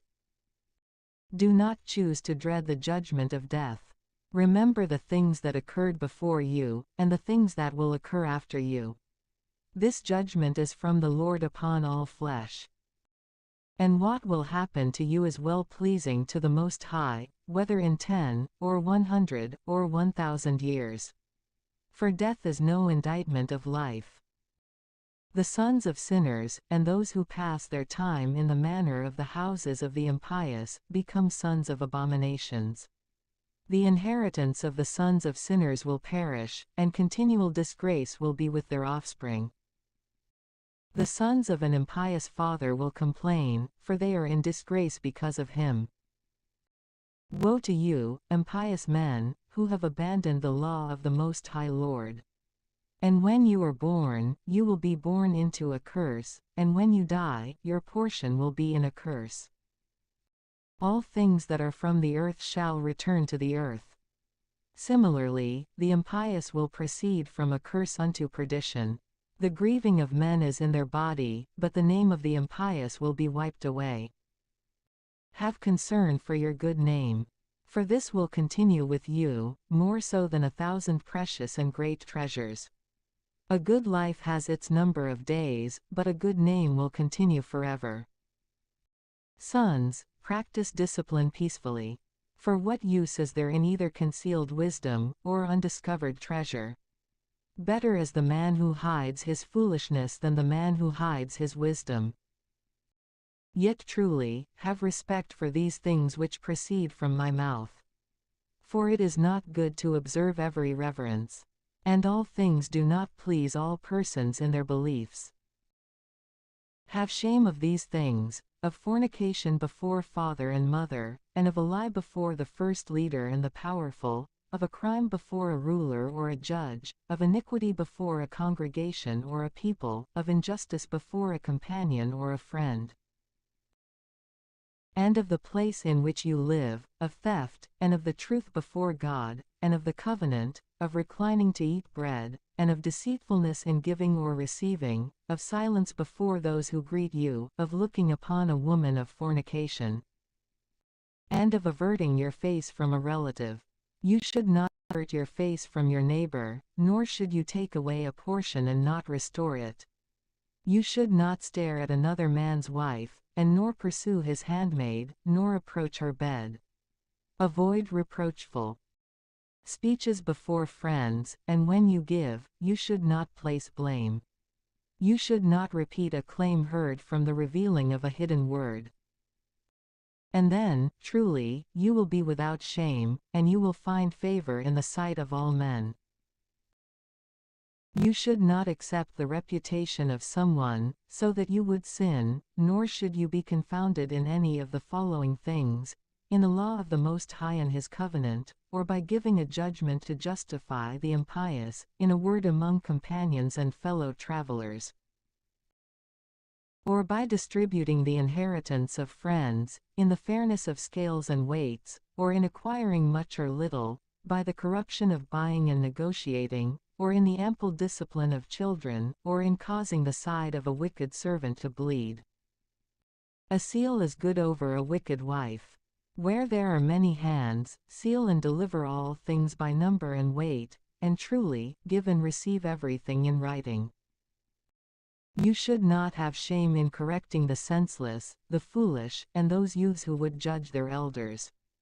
And so shall you be well instructed in all things and well approved in the sight of all the living. The vigilance of a father for his daughter is hidden, and his concern for her takes away his sleep. For perhaps, in her adolescence, she might be brought into adulthood. Or when she lives with her husband, she might become hateful. In her virginity, she might be defiled, and then she may be found to be pregnant in her father's house. Or perhaps, when she lives with her husband, she might stray, or at least become barren. Keep a close watch over a self-indulgent daughter. Otherwise, at some time, she might bring you into disgrace before your enemies, and into disrepute in the city, and into reproach among the people, and so she may confound you before the multitude of the people. She should not choose to gaze upon the beauty of every man, and she should not choose to spend her time in the midst of married women. For a moth 405 goes forth from garments, and iniquity over a man goes forth from a woman. Yet iniquity over a man is better for her than if a married woman, seeking to benefit her, instead leads her into confusion and disgrace. And now, I will remember the works of the Lord, and I will announce what I have seen. The words of the Lord are in his works. The sun illuminates and considers all things, and its work shows the fullness of the glory of the Lord. Has not the Lord caused the holy ones to describe all his miracles, which the all-powerful Lord has firmly established in his glory? He has examined the abyss and the hearts of men, and he has considered their astuteness. For the Lord comprehends all knowledge, and he has gazed upon the signs of the times, announcing the things of the past, as well as the things of the future, and revealing the traces of hidden things. No thought passes by him unnoticed, and no word can conceal itself from him. He has adorned the magnificent works of his wisdom. He is before eternity and even unto eternity. And nothing can be added, and nothing can be taken away. And he has no need of any counselor. Oh, how desirable are all his works! And all that we consider is but a spark. All these works exist, and they remain in the present age, and they all obey him in every purpose. All things are twofold, one facing another, and he has not made anything to be lacking. He has confirmed each thing as good. And who would tire of beholding his glory? The firmament on high is his beauty, it is the beauty of heaven in a vision of glory. The sun, at its appearance, announces its journey, it is an instrument of wonder, a work of the Most High. At midday, it scorches the earth. And in the presence of its heat, who would be able to endure? It is like the custodian of a furnace in its works of heat. In three ways, the sun acts, scorching the mountains, emitting fiery rays, and shining with its beams that can blind the eyes. Great is the Lord who made it, and at his word, it hurries on its journey. And the moon, in all its phases, serves to mark the seasons and to be a sign of the times. From the moon is the sign of a feast day, it is a light which diminishes at its consummation. A month is named according to its phases, increasing wonderfully at its culmination. It is an instrument of the armies on high, shining gloriously in the firmament of heaven. The glory of the stars is the beauty of heaven, the Lord illuminates the world from on high. At the words of the Holy One, they stand for judgment, and they will never fail in their vigilance. Consider the rainbow, and bless the one who made it, it is very beautiful in its splendor. It encompasses the heavens with the circle of its glory, the hands of the Most High made it appear. By his order, he hastens the snow, and he spurs on the lightning to express his judgment. In like manner, his storehouses are opened, and the clouds fly out like birds. By his greatness, he has positioned the clouds, and the hailstones have been broken. At his glance, the mountains will be shaken, and by his will, the south wind will blow. The voice of his thunder will reverberate through the earth, by a storm from the north, and by a gathering of the whirlwind. And like the birds landing in a flock upon the earth, he sends down the snow, and its descent is like the arrival of a swarm of locusts. The eye is in wonder at the beauty of its whiteness, and the heart is astonished at its falling. He will pour out frost like salt upon the earth. And when it freezes, it will become like the tops of thistles. The cold north wind blows, and the water freezes into crystals, it will rest upon every gathering of water, and it will clothe the water like a breastplate. And it will devour the mountains, and burn the wilderness, and extinguish the greenery, like a fire. Relief for all is in the hurried arrival of a cloud. And the lowly dew will arrive to meet the heat and overpower it. At his word, the wind grows quiet, and by his thought, he appeases the abyss, for the Lord has planted islands in it. Let those who navigate the sea describe its perils. And when we have heard it with our ears, we will wonder. There are illustrious and wondrous works, the various kinds of wild animals, and all manner of cattle, and the great creatures of the sea. Through him, the end of their journey is confirmed, and by his word, all things fit together. We can say much, and yet still lack for words. But the consummation of our words is this: he is in all things. What would we be able to do to glorify him? For the Almighty himself is above all his own works. The Lord is terrible, and exceedingly great, and his power is wonderful. Glorify the Lord as much as you are able, yet still he will far exceed this. For his magnificence is beyond wonder.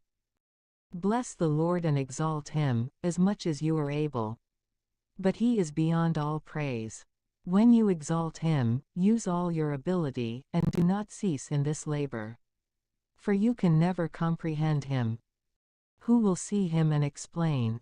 And who will magnify him, as he is from the beginning? There are many things, hidden from us, which are greater than these things.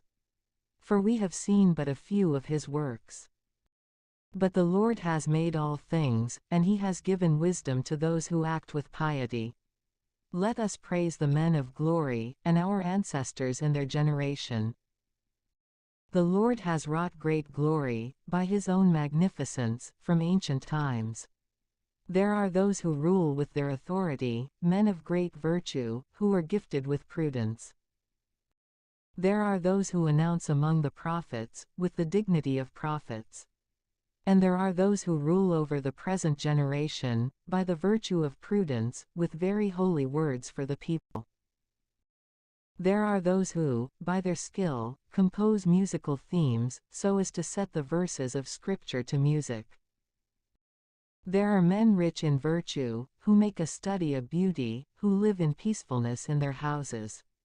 All these obtained glory in their generations, and they had praise in their days. They left behind a name for those who were born of them, so that their praises might be described. But for some of them, there is no memorial.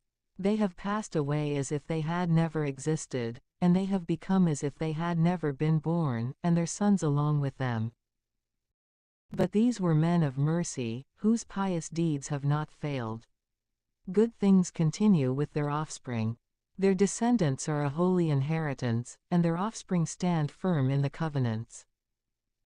and because of them, their sons remain even unto eternity. Their offspring and their glory will not be forsaken. Their bodies were buried in peace, and their name lives on, from generation to 406 generation. Let the people declare their wisdom, and let the church announce their praise. Enoch pleased God, and he was transferred to paradise, so that he might offer repentance to the nations. Noah was found to be perfect and just, and so, in the time of wrath, he was made a reconciliation. As a result, there was a remnant left for the earth, when the great flood was made. The covenants of the world were placed with him, so that all flesh would not be wiped away by the great flood. Abraham was the great father of a multitude of nations, and no one was found to be like him in glory. He observed the law of the Most High, and he formed a covenant with him. In his flesh, he caused the covenant to stand, and when tested, he was found to be faithful. Therefore, by an oath, he gave glory to him among his people, so as to increase him like the dust of the earth, and to exalt his offspring like the stars, and to give an inheritance to them from sea to sea, and from the river even to the ends of the earth. And he acted in like manner toward Isaac, because of his father Abraham. The Lord gave the blessing of all the nations to him, and he confirmed his covenant upon the head of Jacob. He acknowledged him in his blessings, and he gave an inheritance to him, and he distributed to him the portion of the 12 tribes. And he preserved for him men of mercy, who were found to have grace before the eyes of all flesh. Moses was beloved by God and men. The remembrance of him is a blessing. He made him like the holy ones in glory, and he magnified him by the fear of his enemies, and he appeased great portents by his words. He glorified him in the sight of kings, and he gave commandments to him in the sight of his people, and he revealed his glory to him. He made him holy by his faith and meekness, and he chose him from among all flesh. For he heard him and his voice, and he led him into a cloud. And he gave him precepts in his presence, with a law of life and discipline, so as to teach Jacob his covenant and Israel his judgments. He exalted his brother Aaron and those who were similar to him from the tribe of Levi. He established an eternal covenant with him, and he gave him the priesthood of the people, and he caused him to be blessed in glory.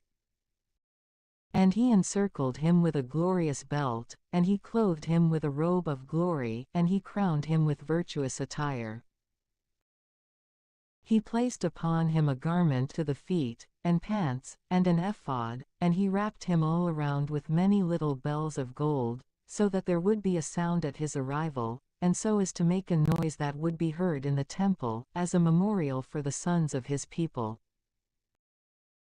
He provided him with a holy robe of gold and hyacinth and purple, a woven work for a wise man of judgment and truth, a work of twisted scarlet, the work of an artist, with precious stones, cut and set in gold, and engraved by the work of a jeweler. As a memorial according to the number of the tribes of Israel. He provided him with a crown of gold upon his headdress, on which was written a symbol of holiness, a mark of honor. This was a work of virtue and a delight to the eyes in its beauty. Prior to him, there was no one of such beauty, even from the beginning. No foreigner was ever clothed with these things, but only his sons and his descendants alone, for all time. His sacrifices were consumed by fire daily. Moses filled his hands and anointed him with holy oil. An eternal covenant was made, with him and with his offspring, like the days of heaven, to execute the office of the priesthood, and to give praise and to glorify his people, in his name. He chose him from among all living men to offer to God sacrifice, incense, and a pleasing fragrance, as a memorial of appeasement on behalf of his people.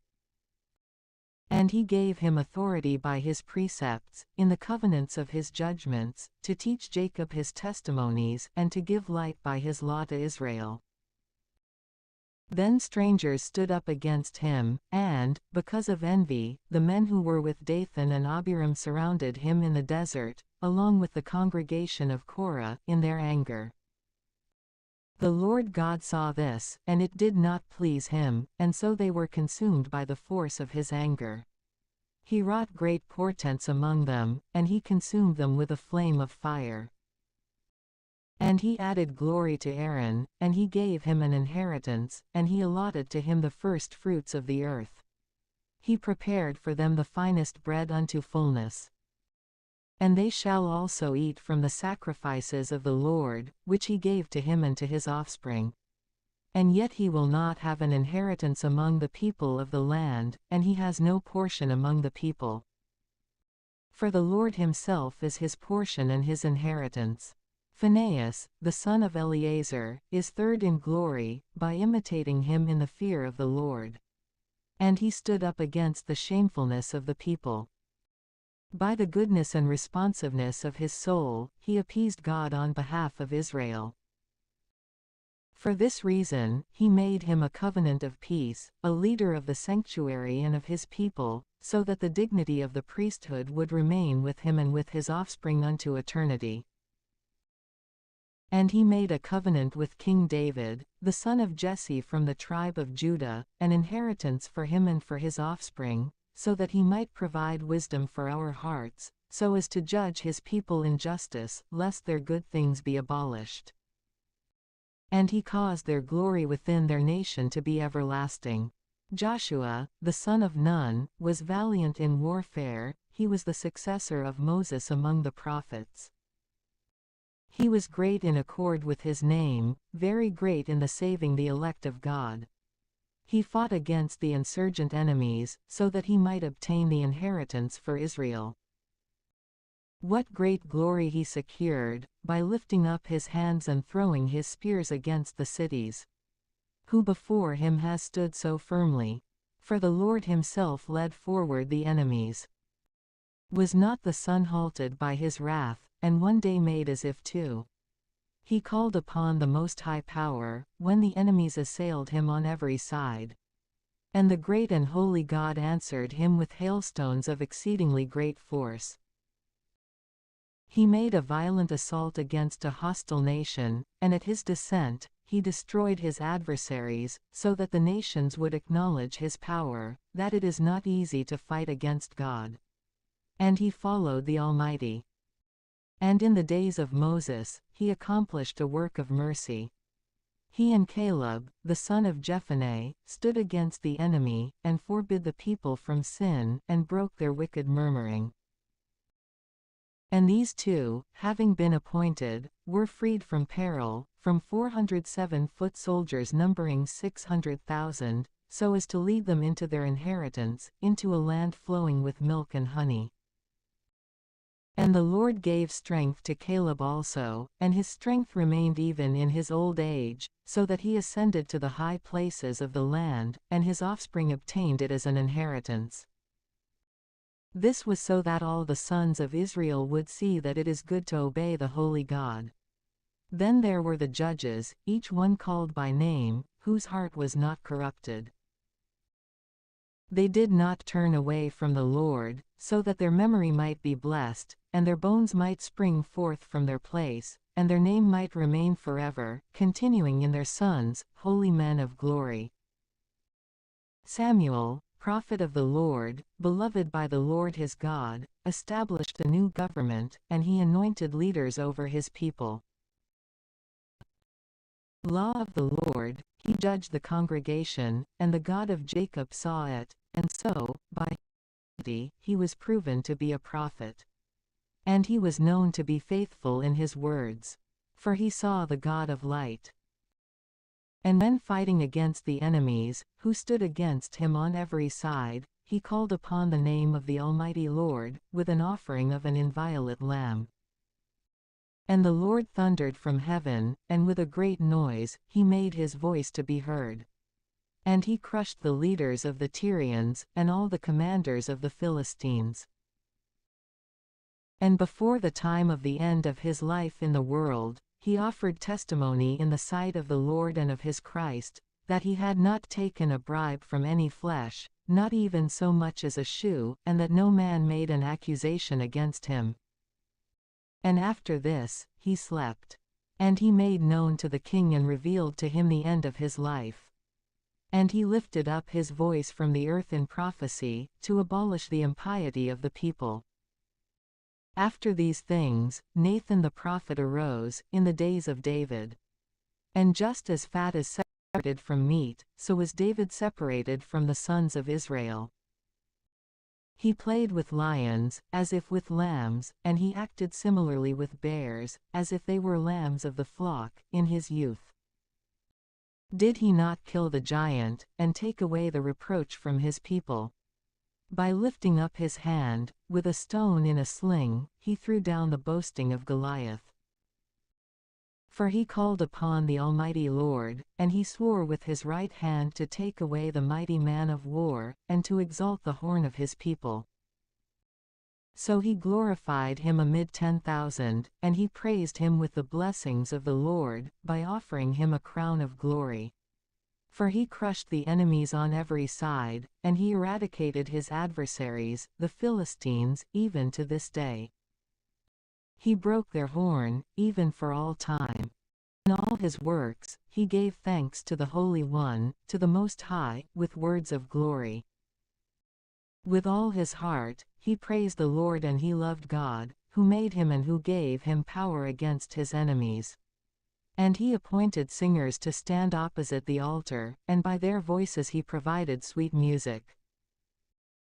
And he provided beauty for the celebrations, and he gave order to the times, even until the end of his life, so that they would praise the holy name of the Lord, and magnify the sanctity of God, from early morning. The Lord purged his sins, and he exalted his horn forever. And he gave him the covenant of the kingdom, and a throne of glory in Israel. After him, an understanding son rose up. And by means of him, he cast down all the power of the enemies.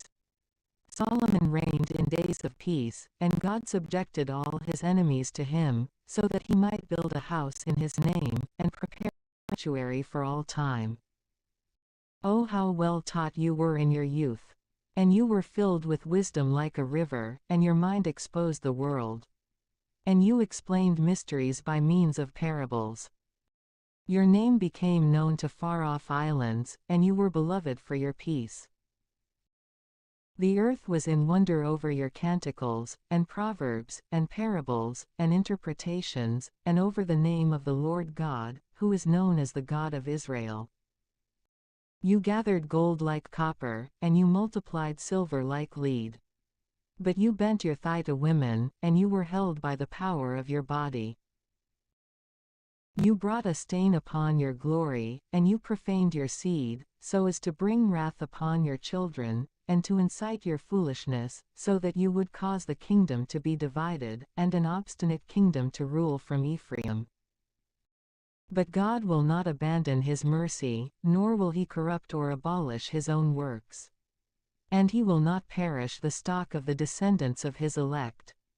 And he will not destroy the offspring of him who loves the Lord. Therefore, he left behind a remnant for Jacob and for David, from the same stock. And Solomon had his end with his fathers. And he left behind himself some of his offspring, as the folly of the nation, both Rehoboam, who had little prudence, and who turned away the people by his counsel, and Jeroboam, the son of Nebat, who caused Israel to sin, and who provided a way of sin to Ephraim. And their sins were multiplied exceedingly. They thoroughly turned them away from their own land. And they sought every kind of wickedness, even until punishment overwhelmed them, and freed them from every kind of sin. And the prophet Elijah arose like a fire, and his word burned like a torch. He brought a famine upon them, and those who provoked him in their envy became few. For they could not bear the precepts of the Lord. By the word of the Lord, he closed the heavens, and he brought down fire from heaven 3 times. In this way, Elijah was magnified in his wondrous works. So who can say that he is similar to you in glory? He raised up a dead man from the grave, from the fate of death, by the Lord God. He threw down kings unto perdition, and he easily shattered their power and boasting from his bed. He heeded the judgment at Sinai, and the judgments of punishment at Horeb. He anointed kings unto repentance, and he chose the prophets who would follow after him. He was received into a whirlwind of fire, into a swift chariot with fiery horses. He is written in the judgments of the times, so as to lessen the wrath of the Lord, to reconcile the heart of the Father to the Son, and to restore the tribes of Jacob.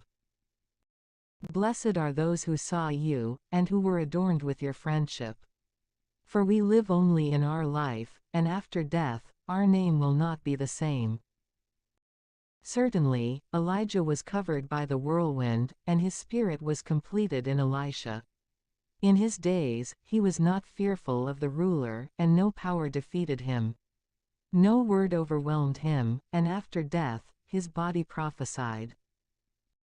408 in his life, he gave great portents, and in death, he wrought miracles.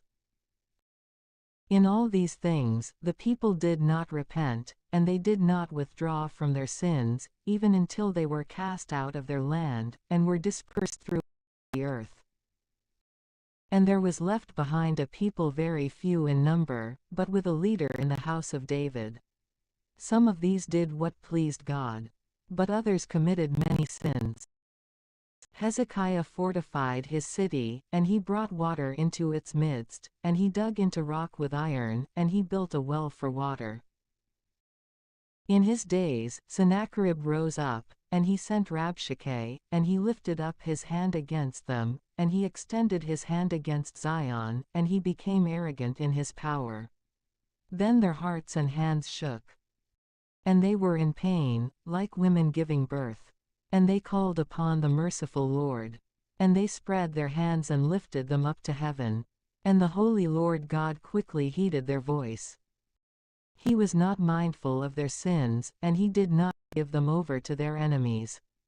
Instead, he purified them by the hand of Isaiah, the holy prophet. He threw down the army of the Assyrians, and the angel of the Lord crushed them. For Hezekiah did what pleased God, and he went with fortitude in the way of David his father, just as he had been commanded by Isaiah, a prophet great and faithful in the sight of God.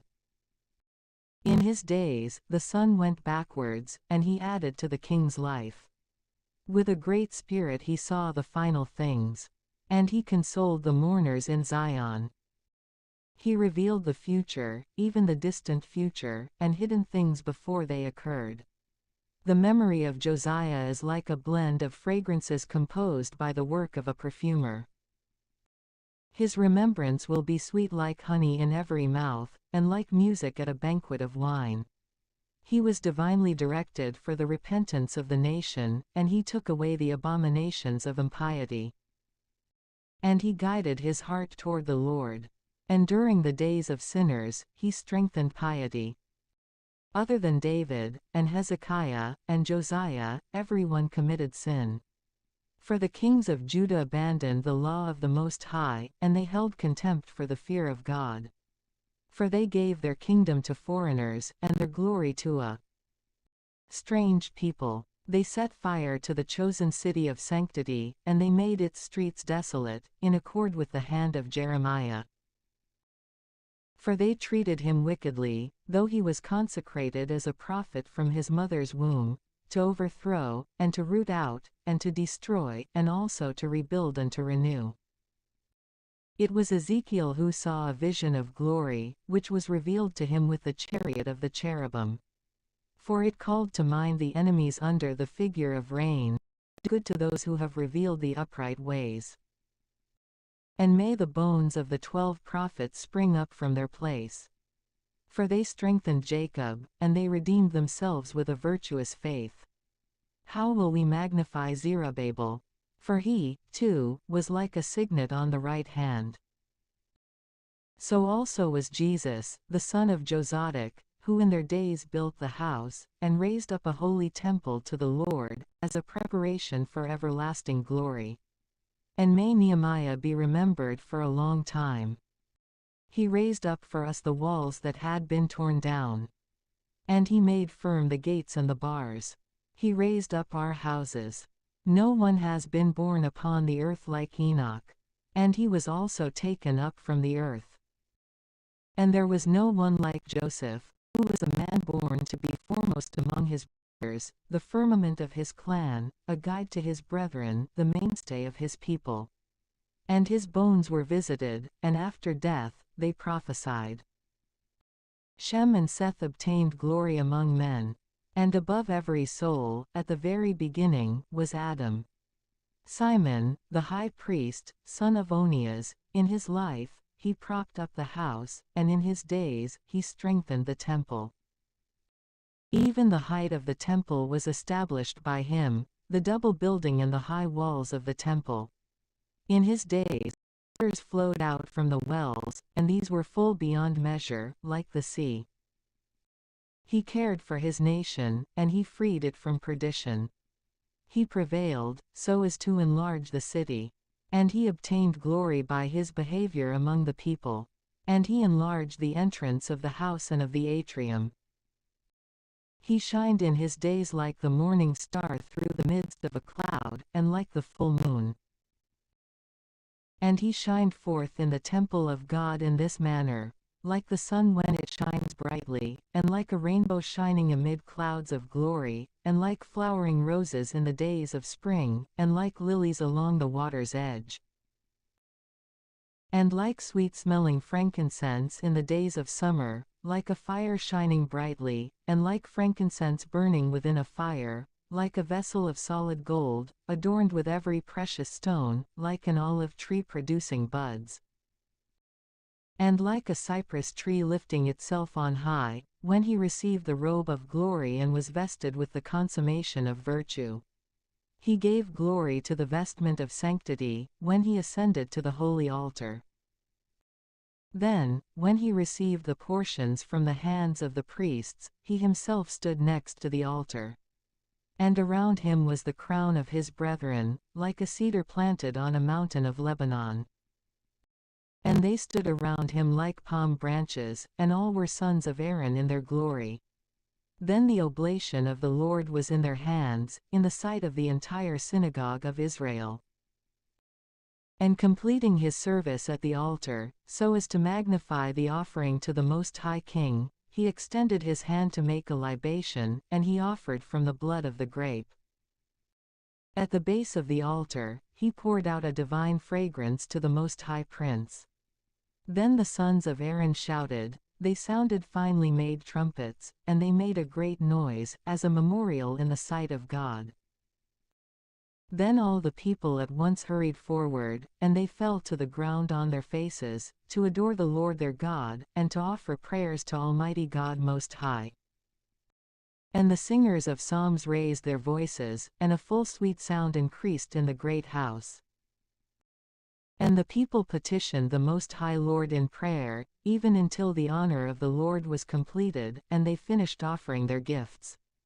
Then, descending, he extended his hands over the entire congregation of the sons of Israel, to give glory to God from his lips, and to glory in his name.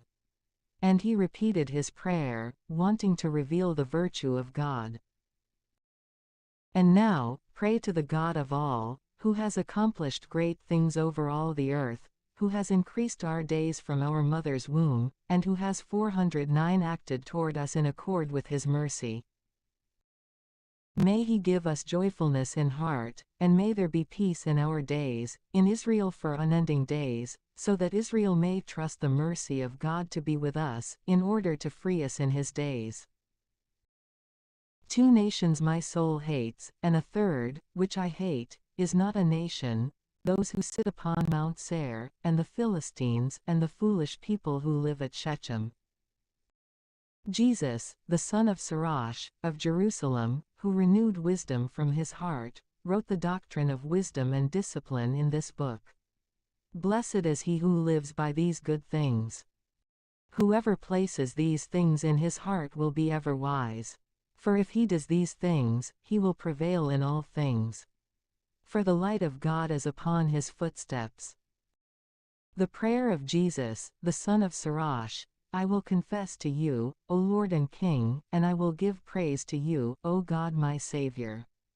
I will acknowledge your name. For you have been my helper and protector. And you have freed my body from perdition, from the snare of the iniquitous tongue, and from the lips of those who forge lies. And you have been my helper in the sight of those who stood nearby.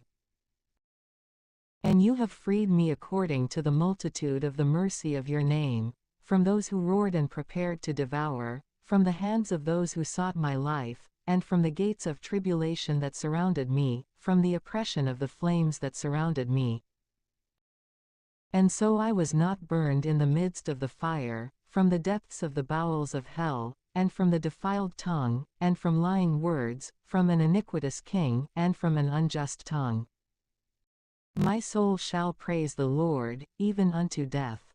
For my life was drawing near to hell below, and they surrounded me on every side, and there was no one who would help me.